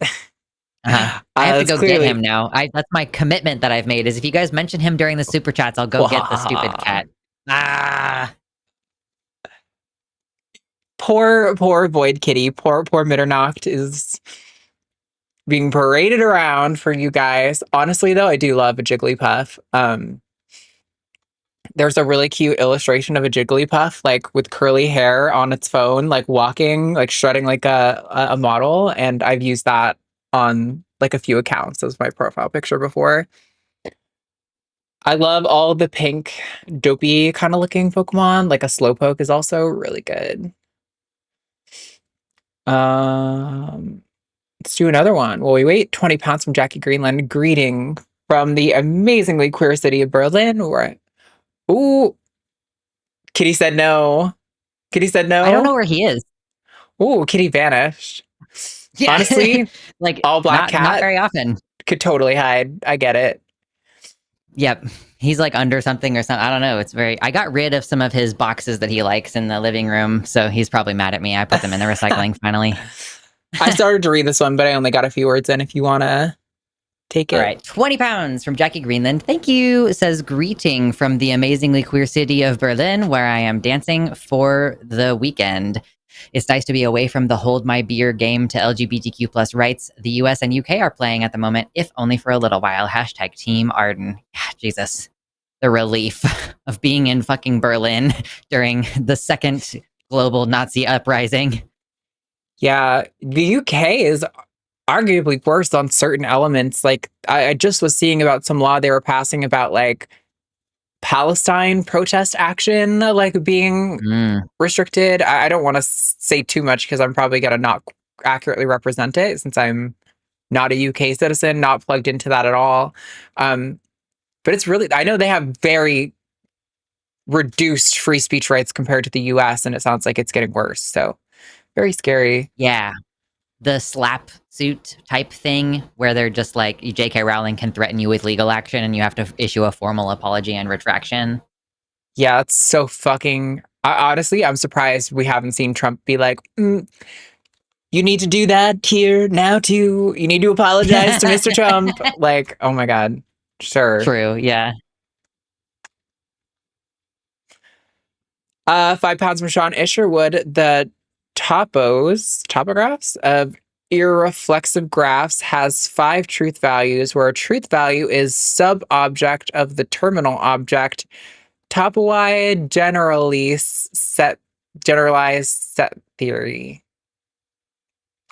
Cool. Magic. Incantation. Spelling generalize like a fucking Brit with an S. Yeah. You sick fucks. How dare you? Thank you for the very generous 100 Australian from Puckles, who says, about me emoji super chat yesterday. Tell Matt from one Blackadder fan to another my sincerest contrafibularities. I was anaspeptic, phrasmatic, even contemptuous to have caused any pericombobulation. Team scissors, paper, rocket. Sorry, love you both. Ooh, another scissors, paper, rock. All right, let me take a picture of this super chat so I can report this. All right, are we ready? I'll look away. 1, 2, 3. I scissor. I rocked. Hell yeah. I did this as like a victory, and then I realized that it looked like a little jerking off motion. Yeah, for sure. Definitely looked jerking off-ish. You were like, God, Lux, I fucking hate you. And I was like, okay.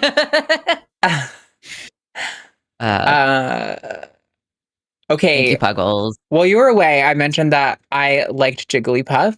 And Mick Shimmer is like, Arden likes brown squishy Pokemon, not all the Pokemon that serve cunt.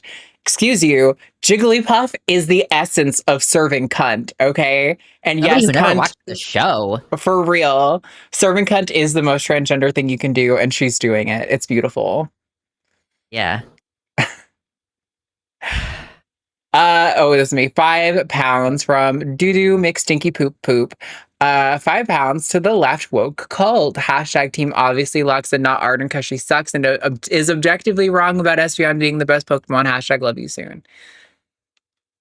I just want you to know I hate you on a deep, deep level. Just kidding.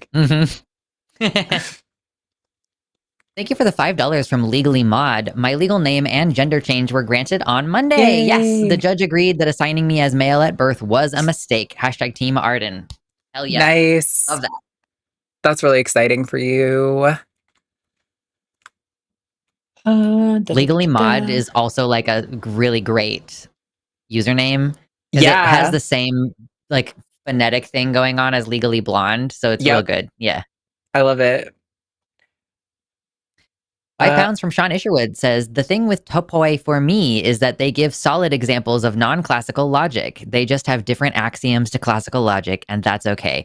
That was much closer to English than usual. Hey, you made a mistake. Come here. You can tell Mitterdog just logged in. Yeah, come here, baby. He's like, I know I don't trust you. Hey, you made a mistake is so funny. Well, I don't know where he was. I still don't know where he was before. Baby. Oh, look at that bag of beans. Upside down cat. He is so cute. I'm sorry. That was the most jacked up way I've ever picked you up before. I'm really sorry. Aw. He's a good baby. Look at that arm. He's just like, what are you doing? Yeah. Anyway. Baby. £5 from Sean Isherwood. I guess I could shoehorn in intersex folks here. Math is more complex than the true-false dichotomy, much like that with male, female, binary in biology. Yeah, I mean, it's so frustrating, again, when people take something that is like really useful at like a broad population level or like a statistics level and think that you can like then reduce that down. I get why humans do it. It is like in our history, but He's a good boy. another one for he's you. requested to be put down now. Yeah, I'll read it in a second. What's really funny is like I have conditioned him to, I will not put him down unless he smushes his face against my face.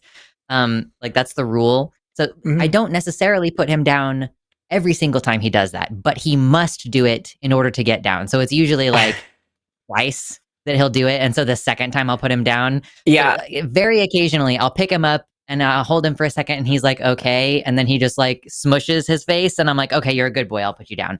So that's a little fun thing that I've done. And he understands. Like he seems to get it. He's like, oh, if I just give you the small amount of affection that you want, then you'll put me down. Cats really did train us. Yeah, it's true. £5 from Sean Isherwood says, like, it's a fact that every topology defines a topos, which in turn defines a hating algebra, which define intuitionistic logics. These things exist. If you say so. They sure do, pal. Also, real quick, I forgot to mention earlier in the show, and I should have, we're bringing back our Zoom patron Q&A sessions, and we're going to be expanding them into like little mini talk kind of things eventually. But the first one is going to be tomorrow at 5 p.m. Central Time, and it's going to be me and Matt. I made this yesterday and forgot to use it. There'll be a little Cus I Wanna first with Matt and Jimmy, and then Matt and I will be doing our patron thing. We do have a bit of a hard limit on the time because I bought tickets for a musical and forgot because I bought them like a month ago. But yes, so tomorrow at 5 p.m. Central Time, if you are a patron, we're trying to drive up our patrons. And I think Jimmy said if we get 2,000 patrons, we're going to make Zerba the official mascot of the entire channel. So if you're one of those people in chat who's totally cracked out on the Zerba thing, you're like, Zerba for president. I've been seeing all the memes about Zerba. There's your opportunity. Go support us on Patreon, patreon.com/calltheline. Hell yeah. I've missed this whole Zerba thing. It's very funny for me, though, as somebody who is very likely to have some form of EDS, because zebra is the term for like a person with EDS. Oh, okay. I did not know that. Yeah. I had not heard because that. of our weird fucking stretch marks everywhere. Oh, that's why. Sure. They're everywhere. Yep. $5 from Crystal B. Us adults are cooked. Lux verified. # Team Arden. It's true. I was talking about teenagers at the time, but yes, we're cooked. We're all so cooked. Oops, True. The scoreboard went away. There we go. I love how it's animated too. Comes back in animated. Yeah, it does a little whoosh. Yeah. Thank you for the $10 from Perfectly Fluid, Perfectly Floorward. I can't believe you got Ryan. Yeah, I can't believe you got Ryan to agree on the puberty blockers. Great job. I thought he was going to just go right back to the 80% study again. He kind of did, but I feel like we made progress. I'm like, oh, we've had a breakthrough. Yeah. Absolutely. I think, yeah. It was good. And thanks, call. Ryan. I genuinely appreciate callers who, when they disagree, but they can concede on something, being like, oh, acknowledge that they were wrong. It's like why the conversations with Ted was so frustrating, because you'd get him backed into a corner and he would be like, okay, how about this other new topic? And it's like, no, not until you acknowledge that we backed you into a corner, demonstrating that you have no demonstration of your position. Like, if you do that, I'm happy to talk about something else. But yeah, so frustrating. I just like that I've been vindicated in my idea that facts will change people's minds. Like, we did it. We did it, Arden. We succeeded in it. Like a little bit, but that little bit still counts. Yeah, no, for sure. I mean, there was a lot of rhetorical appeals in there too, but I also think getting him to agree at the beginning about like oh, I deleted my notes since then. It was about like the ontological being trans is different than the medical requirements to get care. Yeah. Like I getting him to agree to that at the beginning, I think was helpful, and being like, you can't really go back on that now because you've agreed on it already. So yeah. Anyway, $5 from Fuzzy Logic. Practical. Yeah. Hi Arden. Hi Lux. Hi Chatlings. What is the best or worst piece of advice anyone has ever given you? I think one is potentially like to do what you love and you'll never work a day in your life. That was something that was told to me to get me to go to college. And I realized there's no job that exists on the entire fucking planet that I love. Not a single one.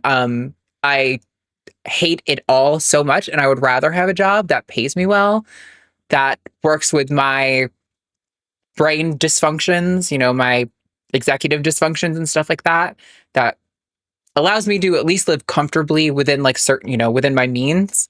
I can do the things that make me happy. Like I've been bird watching recently. I got a pair of binoculars. I got this app called Merlin that listens to bird calls and can tell you what birds are making those calls. I walk around my neighborhood and I look at birds. I like doing that. I like hanging with my reptiles. That is way better to me than making my job something I like. I fucking absolutely. This is what made me leave the psychology field, because I was like, this just ruined something that I loved. Trying to think that way. So, yeah, that's my thought. Yeah. I can't think of what the worst piece of advice anyone has ever given me is. I guess like what's the best piece of advice?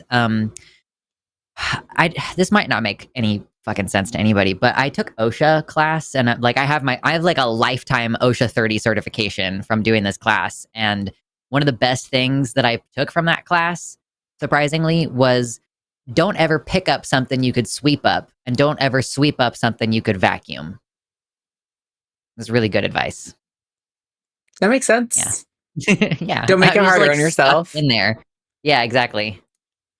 I like that. $5 from June Bramley. Thank you. Says they always say transition could be a mistake, but never think that not transitioning could be a mistake, and it's absolutely ridiculous. Hashtag Team Lux. Yeah, I tried to advocate that today as much as I could. Like, yeah, that the kid who's 13 and who's already been on puberty blockers for 2 years, like, what do they do for the next 5 years? Like, what are we sentencing them to a degree? Yeah, for sure. 100%.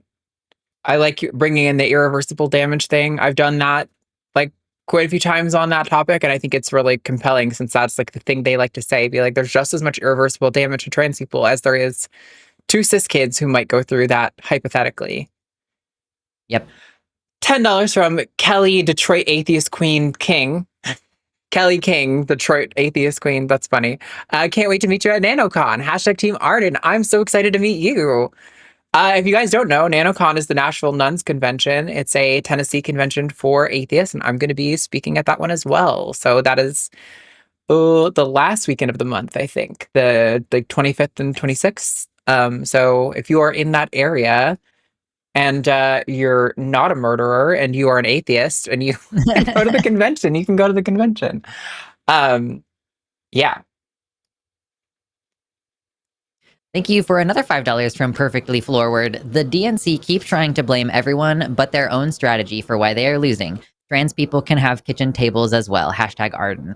Yeah, it's so insane to me that they keep being like, we need to distance ourselves further from the trans community. And it's like, I just watched you absolutely blow it on a candidate who didn't say anything about trans people. So it kind of seems like we're not the problem. Yep. Victim blaming bullshit. And I saw a poll recently that talked about whether or not members of the Democratic Party had more sympathy for Israel or for Palestine. And they compared it to the same poll run in like 2016 to the same poll run today. And it was like plus 16 points for Israel in 2016. And it's like plus 42 or it's plus 40 something for Palestine today.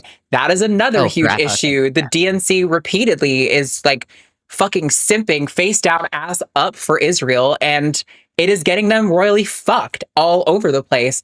The one person who had the guts to actually take a stand on it, Zoran, is the one they're trashing. And I'm like, bro, this guy just showed you why you're all so fucking wrong on this issue. It's unbelievable that we could still be having this conversation. The DNC is just full of, like, again, the focus tested phrase generators and the consultants who are soaking up all of that money, who just want their careers to never end.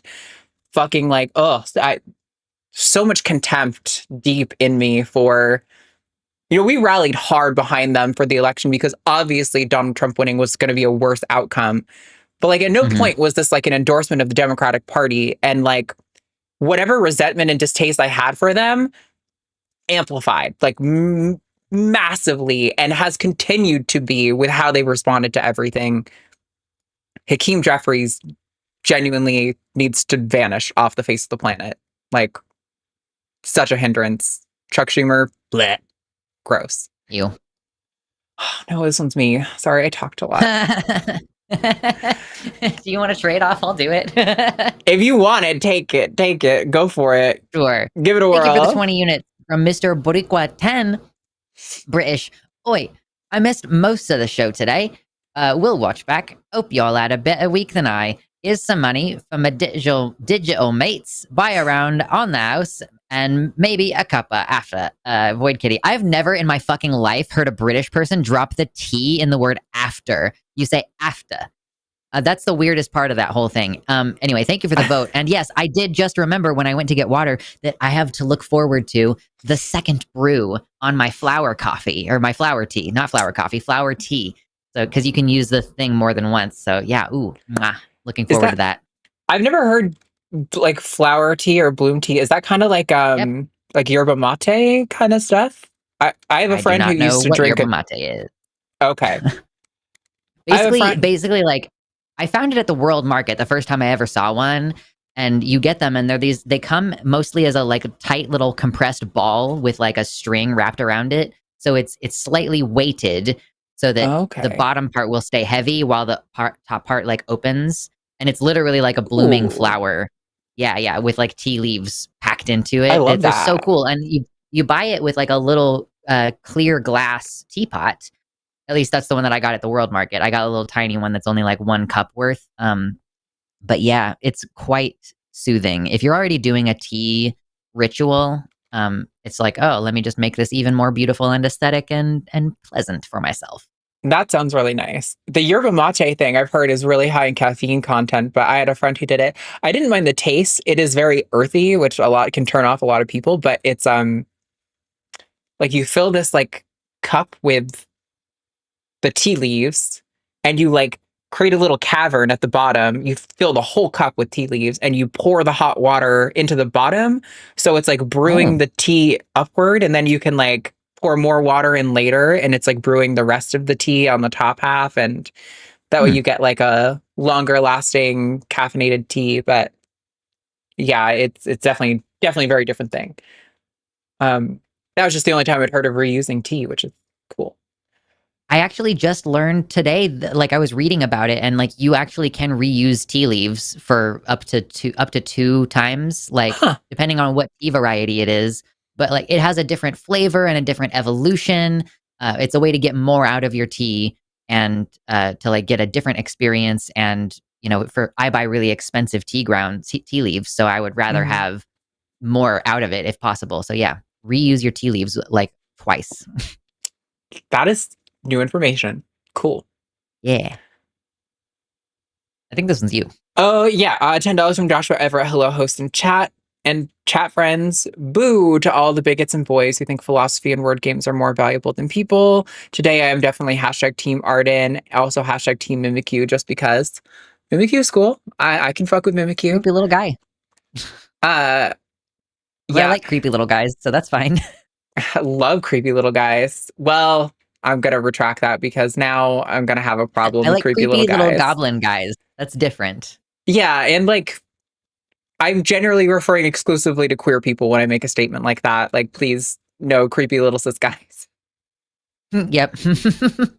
discrimination. True. Thank you for the $10 from Dave Thomas, who says, I find it rather angering that trans people are this giant boogeyman, but the Epstein flight logs absolutely had to be covered up. We could have uncovered real evil there. Yeah. I have nothing to say about the Epstein shit. It's like, yeah. Everything's bad. Everything's bad. That's all I got. They won't, because they are the swamp. They got people to vote them in, telling them that they aren't the swamp. And this motherfucker is Shrek. He is in charge of the swamp. Like, it's anger. So much anger inside me. I need like a boxing class. $5 from Legally Mod. I'd much rather vote for someone with hashtag Team Arden's work history than a banker or slumlord. Yeah, I know you would, but you do kind of need the support of the Democratic establishment to some degree. And I feel like while they're happy to put Andrew Cuomo up, I don't think they'd be happy to do that for a trans person, even though my sexual history is not problematic like his. It is that I did legal consensual work that just we have a cultural aversion to. I still think I would probably be more likely to get fucked over by that than the guy who actually assaulted women. Allegedly. You that's the thing, is like, we don't have to be gunning for the same position as Sarah McBride. We don't have to be seeking the support of the DNC. You can vote for, or you can run for something like what Josie's running for. She's running for like county commissioner or something like that. Yeah, so, true. County level, municipal level, state level, those are much more likely to be open, and you could talk about being a sex worker as a part of being a working class individual and like trying to make ends meet. Like, there is still, I think, room for that, even though obviously you would not be successful if you were trying to get DNC support. Yeah, I guess part of the concern is that there's a certain tier, right, where there's like local politicians. You kind of have to do your job and be the politician. Like, you can't, those positions aren't going to really pay you the same way that like even being a state senator is. Like, that is a full-time job that you commit to, right? Yeah, whereas a lot of those more local positions, it's not really a full-time job. And so even though it requires like borderline full-time focus, they make it really difficult unless you are already independently wealthy or have some sort of financial backing to do those kinds of things, which is part of the problem and why we need people to run. But, anyway. True. There we go. $5 from Dave Thomas. Thank you. Says, I forgot to put my hashtag in my last super chat, but hashtag Team Arden. Thank you. We appreciate your follow-up. Make your voice heard. I think they just really want you to, they think you're going to suffer more by defending this position, and they want to see you. £5 from the Fuzzy Logic. I'm a union rep specializing in disability rights. I agree 100. No one is an island. Everyone benefits when conditions improve for marginalized people. Absolutely. My dad's an electrician, and he started his own business because he's weirdly anti-union, as many Republicans are. And I'm like, you're not going to have like any good retirement pension plan unless you saved it. Like, whereas if you were in a union, if you got hurt, which he has many times, you'd be so fucking covered, and you won't, because you have this irrational aversion to things that you think are like liberal. It's so stupid. Electricians have some of the not best being able unions. to charge the rate. Yeah, and you can charge the union rate. Like, have fun not making $100 an hour, I guess. Yeah, it's so wild. I had almost considered like, I like working with my hands. I like manual labor jobs. It's nice because I get to turn off my brain and just be like manual task. Like,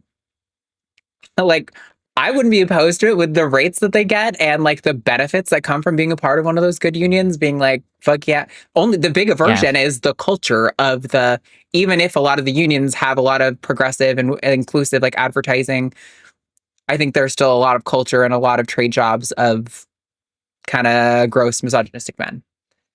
You're absolutely right. I do wish that I could still physically do it. I mean, I loved my solar job. It was great. But yeah, it's just physically hard. And yeah, there's this view that you as a minority are going to be a problem, It's stupid. Anyway, who's reading this one? Is this one for me? 10 Canadian dollars from Blue Screen Gwen. I don't know. Been looking for years. About time I support my favorite show on the line. You'd make my kid's day if you hoot like an owl. Hoot, hoot, hoot, hoot. There you go. That's my hoot. That's way my better. owl sound. Reaching owl sound. I have this like hand whistle sound I can do that's like for like a loon call kind of, but I don't feel like the sound would come across good on microphone audio because whistling usually sounds awful. I'll scoot back. I had all of my family when I was home this past a couple weeks ago trying to do it because I don't know why I know how to do this. Sorry.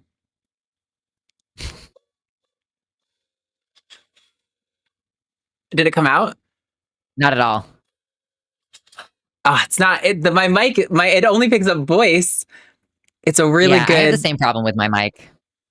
I can't share. I have a really, really good like loon whistle call that I can do with my hands. Well, you'll It's just a have to take good my skill word for you for to it. have as a bird watcher. Right? To start making bird sounds. I wish I could do better ones. Neighborhood. Although the whole fam thought I was having a conversation with a cardinal that came and landed on a tree on our driveway. It was whistling and I was whistling, then it would whistle. And I was trying to kind of get similar to it. It probably wasn't whistling back at me, but we were all feeling like it was whistling back at me. And I was like, I just made a friend. Disney princess. $5 from June Bramley. Thank you. Says, speaking of dragons being awesome, Dratini is the cutest of the original 151. Hashtag Team Arden. How can you say that when Mew is part of the 151? That's good. That's really yeah, Dratini is pretty fucking cute, though, I will say. I love Dratini. I also love Slowpoke. I love a lot of these like derpy looking ones. They're so cute. But oh my god, Dragonite. I love how round he is. Like I feel like if he was real, I would just sleep on his belly and it would be magical, you know? Warm and soft. I thought you said Mormon soft for a second. Nope. Not what I said. No, I sure did not. $20 from Aiden Swallow. You're both are amazing. Linktree in the hamburger on the website. A Swallow for Congress. It didn't give. I think it was .org when I looked it up. A Swallow, just to be sure. .com. A Swallow for Congress.com. Would love to collaborate with either of you anytime. I'm doing an education push for my website too. Hashtag Team Arden. Yeah, absolutely. We love to support trans people running for office as long as they are not on the right of anything. So right on. Yay. We appreciate you. I hope you get a nice little influx of traffic while after this episode. If you live in the state of Arizona, consider donating to the campaign fund. Oh, there was 2 super chats, but they're the same. I don't know if you sent it twice or I think that, she said she was going to send one for each of us, so she nullified her vote by sending us each one that each have a hashtag vote in it. Right. Yeah. Okay. That's fair. Well, thank you so much, Aiden. We really appreciate it. $5 from the dragon Ashi. Dragons are the best, so good luck defending that point. Hashtag Team Arden. I'm being blown out today. It's just not gonna happen. Have I missed any Lux votes? Like, have I just been getting a lot of them? No, I think I've just been getting most of them. Okay. I'm gonna take that as a sign that people just really want to hear you more, though, on specifically the suffering of defending that dragon suck, which, by the way, was my like neurodivergent special interest for like the first 16 years of my life. So I would also suffer. I just don't have dragon memorabilia all over my wall. Also, I still love the fucking rabbit pelt that looks like a dragon. It is so cool. It's so weird. Like I just bought that in like a 10 pack because I really wanted to like just kind of strap furs to my body during the Kansas winter. I was like, let me just get a leather cord and just like wrap it around and like put like just a pelt on my thigh. And so that I just got a variety pack, and I think I got 2 that are almost exactly like this. I was choosing. I was like, which one looks more dragony, but they both have the same kind of Rorschach thing going on. Yeah, so, yeah, I'm psyched. It's really good. Serendipity. Oh, there you go. $5 from Perfectly Forward. It's I think there's a correction that came in for what it's supposed to be, but Perfectly Flawed, I think was what I saw. Oh, Perfectly Flawed. Okay, sure. Although I perfectly floored is so funny. I keep having to pause to talk to people at work and use 2 time speed to catch up. When I get caught up, it sounds like you are speaking whale. Hashtag Team Arden. I do that all the time. I listen to almost everything on like at least 1.75 times speed. And then I slow down and I'm like, oh my God, this is your normal voice. I can't listen to you. That's really funny. Yep. $5 from Dave Thomas. Thank you. Says, looking forward to attending my first atheist convention at NanoCon. And for Arden, hashtag Espeon rules. And I say that as a Charizard lover. LOL. Charizard's a punk ass bitch, but he's cool. I was always a Squirtle girly, you know? I love my water types for the most part. True. Well, I'm excited to see you at NanoCon. That's too long ago. I don't remember what I played in blue. To be fair, I think my first ever Pokemon game was Yellow. So my first Pokemon was technically Pikachu, but when I could pick, I picked Squirtle. Nice. And Totodile. I just love the water types. 5 pounds from Azza. Just want to say thank you for doing what you do. I feel was feeling very lonely and attacked by the media recently. You validated me and not alone. Absolutely not alone. There's lots of us going through exactly what you're going through, both hosts and in chat. So I'm glad you're here now. Thank you for $5 from Joshua Everett, who says, at Arden Hart, voights is absolutely the correct term for these. Like if I say hashtag Team Lux, then Lux would have one more voight. So hashtag Team Lux. There you go. I guess that's fair. Let that catch on. I think there's meant to be an N on there. A voint. Like a point with a V. A voint. Yeah. Voint. Although I don't always enunciate my words as well as I used to when I was a regular theater performer.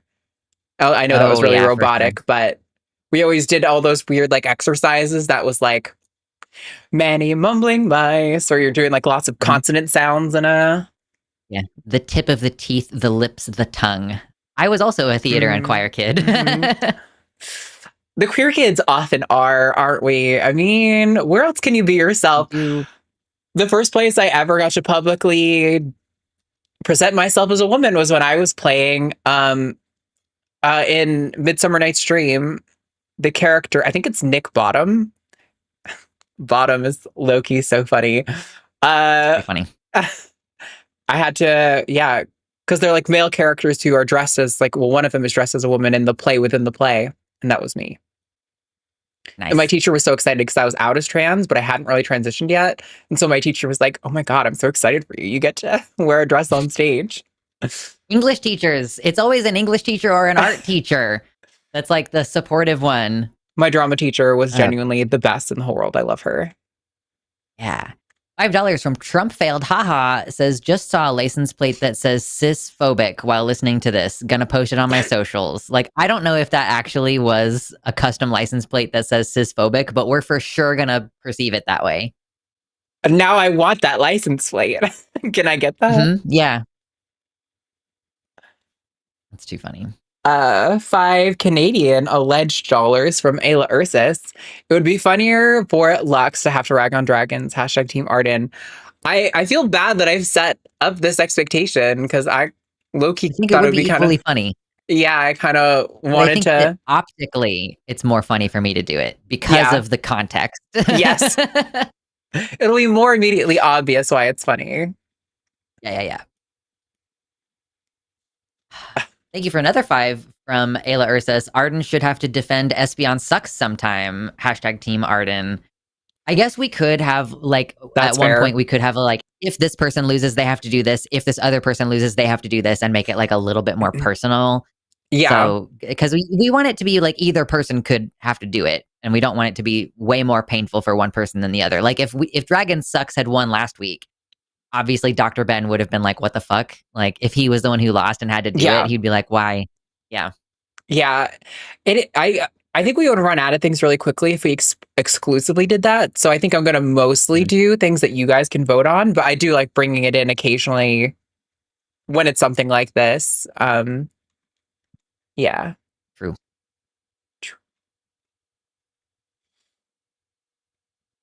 This is me, I forget. £5 from Jessica Doodoo McButtface. Arden, you don't hate me. You hate that I'm right and can't debate me. Might be on Zoom. See if you can run away. Hashtag Arden can't win. Hashtag Team Lux. Hashtag Espeon sucks dick. You weird Oh, furry. sucks dick now. Okay. I like how you were going to come to the Zoom Q&A just to harass me about Espeon. That's really funny. Oh my God. Yeah. Also, thinking of furries, I saw something on social media this week. I don't know the people at all, but it was these two people on the podcast, and this guy was like, I have a new tactic now. When somebody tells me they're an alpha, I look at them and go, is that a furry thing? And see how they react. Amazing. And I was I like, love that. oh my God, that's the smartest thing I've ever heard of. It's so funny and would totally elicit the kind of like reaction you want them to have. Mm-hmm. I love that. $5 from Turtle Choom 2. Feel like I just said a slur. Hashtag Team Lux. Just to give them a fighting chance. Yes. Choom feels like a naughty word. I don't. Yeah, it's like a slur or has something to do with jizz or something. I don't know what it is. It does have that vibe to it, unfortunately. Yeah. Thank you. $5 from DaCosta says, y'all are great. Hashtag Team Lux. Appreciate you. Thank you so much. Oop, we did it. Oh, now the Team Lux votes are coming in, I guess. Yay. $5 from Mr. Boricua 10. Addendum at perfectly forward super chat is perfectly flawed as per the user. Also, brain went through a bit of a reset this week. Hashtag Luxander. I honestly, do I have your consent to continue using forward? Because that is so funny.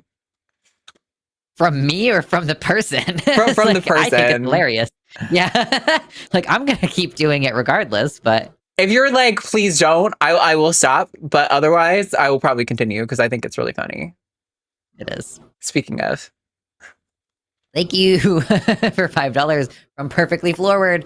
Yeah. Hashtag Team Farfetched. Hashtag Team Lex. Farfetched is a cool little dude. He's a cool little weird guy. A little quirky. Yeah. He carries around a leek. We love green onions, right? Are they the same? Are leeks green onions? No. Am I confused? They are similar. They're alliums, but they're like, oh my God, dude. Okay. A leek is like, it's like a dick size diameter. Right. They're huge. That's right. Yeah. That's right. $5 from President Starscream. Greetings, humans. Actually managed to catch the end of TACIS. Can we get some love for the cutest dragon Pokemon, Goomy? Hashtag Team Lux. Goomy is cute. I don't know if he's the cutest. I don't think I would agree with that, but he's very cute. We have reached a point where I don't know what the fuck we're talking about. Goomy is like a little ball of slime dragon. I'm going to be honest with you. He visually reminds me a lot of the sentient Cums from Ogloff, the webcomic. Don't You know know what I'm this talking about? reference, and now I have to Google sentient Cums. Yeah. I don't know if that's what they're called, but Ogloff. there's a point at which one of the characters gets cursed that every time he comes, they become alive and they try to go tell someone that he did a bad by masturbating. Google won't let me look at Ogloff. them. I'll see if I can find something and send it to you in the chat. Search. Oh, there they are. Yep, that You does found have it? a Goomy look to it. It does. Yeah. He's got a bigger smile than Goomy, but very similar, mhm. very similar energy. Yeah. Well, that's terrible. I'm cursed. sorry. Yeah. Anyway, thank you. $5 from Turtle Choom 2 says second vote, hashtag Team Lux. Thank you. Oh, I'm catching up. I didn't expect that at all. Oh, I know. We always get a lot of them at the last minute, so it's like people realize they actually want to participate in the game. Which is great for our bottom line. Thank you, guys. $10 Always good from for Dave. me, yeah. Yeah, Dave Thomas 94. You mentioned queer kids being theater kids. Don't leave out the band kids. Oh, absolutely. In my school, we had like 3 buildings that were like built next to each other. It used to be 2, and they added a 3rd one right before I got there. They were linked by these like little tunnels. And one of them had the gym, and those kids went there, but it also had the auditorium and all the music and art stuff. And I lived in that. I would literally eat my lunch in the stairway on the far side of that one because I got bullied. And I was like, over here, my teacher comes and says, hi, and one of my friends might sit next to me and they are not going to bully me, but 90% of the rest of the time, I'm going to get called a slur. So no school lunchroom for me, please. Yeah. I was in orchestra until I transferred to a school that didn't have an orchestra, and then I was in band. So I'm covering like as many of the bases as humanly possible right now. Yep. $5 from Turtle Tomb 2. Tomb is slang for friend in Cyberpunk. Hashtag Team Lux. Okay. Okay. I did not know So it's this. like when we call each other the T slur. I like it. Oh, so it is a slur. Yeah, yeah. Yeah. Listen, I know technically YouTube says like you can use words from your community and stuff like that, but I don't think there's good detection of that. And I also don't necessarily know where everyone is. So I try not to, but I wish we could just say it because we're all family here, right? Yeah. But let's be politically correct. Let's not incentivize the audience members to say things. Yeah. $5 from Perfectly Forward. Perfectly Forward works too.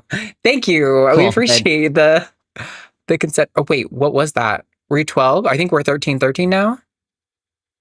I don't know. I forgot. Somebody tell me. I'm so sorry. You literally just hit the delete button and your brain said, bye. Your brain was like, I'm deleting that also. Listen, this is an actual problem in my life. Very ADHD thing to have happen to you, but my brain does not hold on to information super well on like an active, like there's a word for it. It's totally an ADHD thing. I forget what it is, but it's like, I went to psychology. I got a degree. Loss. Yeah. There's a word I'm trying to think of from psychology school stuff that was like, it's fucking balls. It's all right. Okay, I was at 12. You're correct. 13. Okay, cool. Okay. I had to go back and see. Then $5 from Mr. Boricua 10. Damn it, y'all got me thinking the Leak song in Finnish. Hashtag Team Lux. I am blessedly unaware of what that song is. Yep, me too. And that was also the last super chat. So randomly, you went from like no votes to beating me by 1. Wow, that's impressive. Out of nowhere.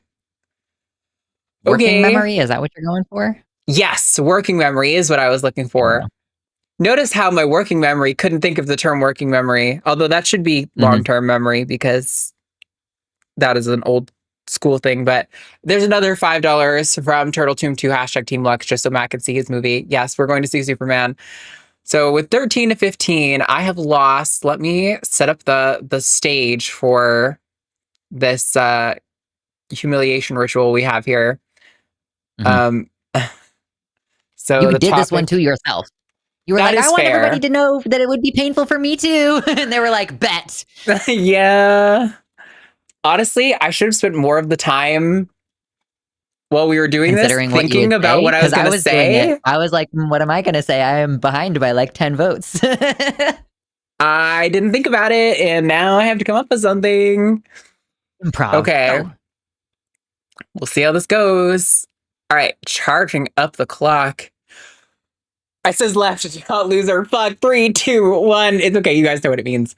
All right, so dragons. You know, pretty much every culture throughout the world has developed some sort of mythological creature that is pretty similar to what we all consider a dragon, right? You have the serpents in a lot of Asian cultures who are associated with rivers and water, and you have the English dragons who are, you know, terrorizing the townspeople, and sometimes they can breathe fire, sometimes they can't. Here's the problem with dragons, all right? They're unfucking original. We've all done it. Every culture has done it. We've all thought about it. Oh, what if there was a creature who had wings and was scaly like a lizard and could breathe fire and do other cool magical shit? Maybe they can talk and maybe they hoard your money for some reason, like a fucking Elon Musk evil manifestation of his greed.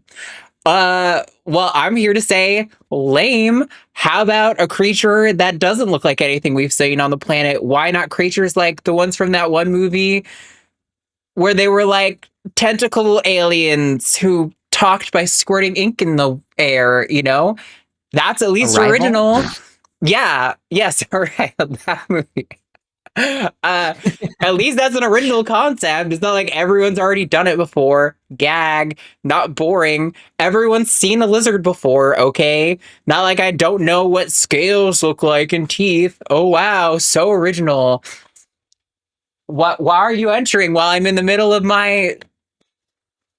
Oh my god. See, look at how lame and stupid this creature is. Who wants to have any... Oh, he jumped on my head. Who wants to think about this thing with wings? That is not interesting at all. Sounds really boring. Also, he's probably looking at his girlfriend and his head might turn red here. So I got nothing else, man. That was my best bet. They're not original. Time. Nice. I like that he jumped on my head. That worked out really well. All right. Hello, buddy. He does like to just climb up, and heads are a good place to climb up on. Well, with that, you guys... Green Forest Dragon, literally a dragon, does not suck. He waited until I looked at him to do that. Oh, it's so awesome. Thanks, buddy. He did say, excuse me. You're so right, Zurith. Okay, well, before my dragon gets horny and starts head bobbing on my head, is there anything you want to plug, Lux, that you're doing before we go? I was telling everybody earlier, probably sometime next week or maybe the week after, I'm going to be posting Transmask Non-Binary review of Mulan. So if you want to see me go over that and my fucking 2 solid pages of notes that I have so far, and also watch my I Saw the TV Glow video that I already put out last week because we're talking about movies. Sick. Also, this dude's head is turning red in like real time, so you guys can see how fast it happens. Yeah, that's what I was trying to get. Look, he was on my head like 2 seconds ago, and it's already orange. It goes full ruby red when he's like truly in the peak of horniness. Rond up.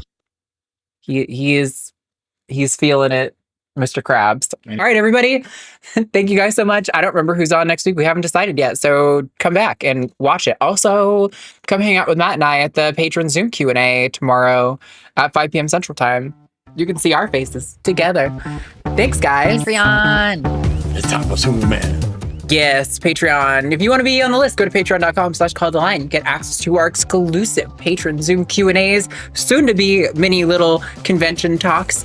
You get access to ad-free episodes of the podcast, and you can get your name recognized on the list. We appreciate you guys so much, and we will see you all next week. Bye.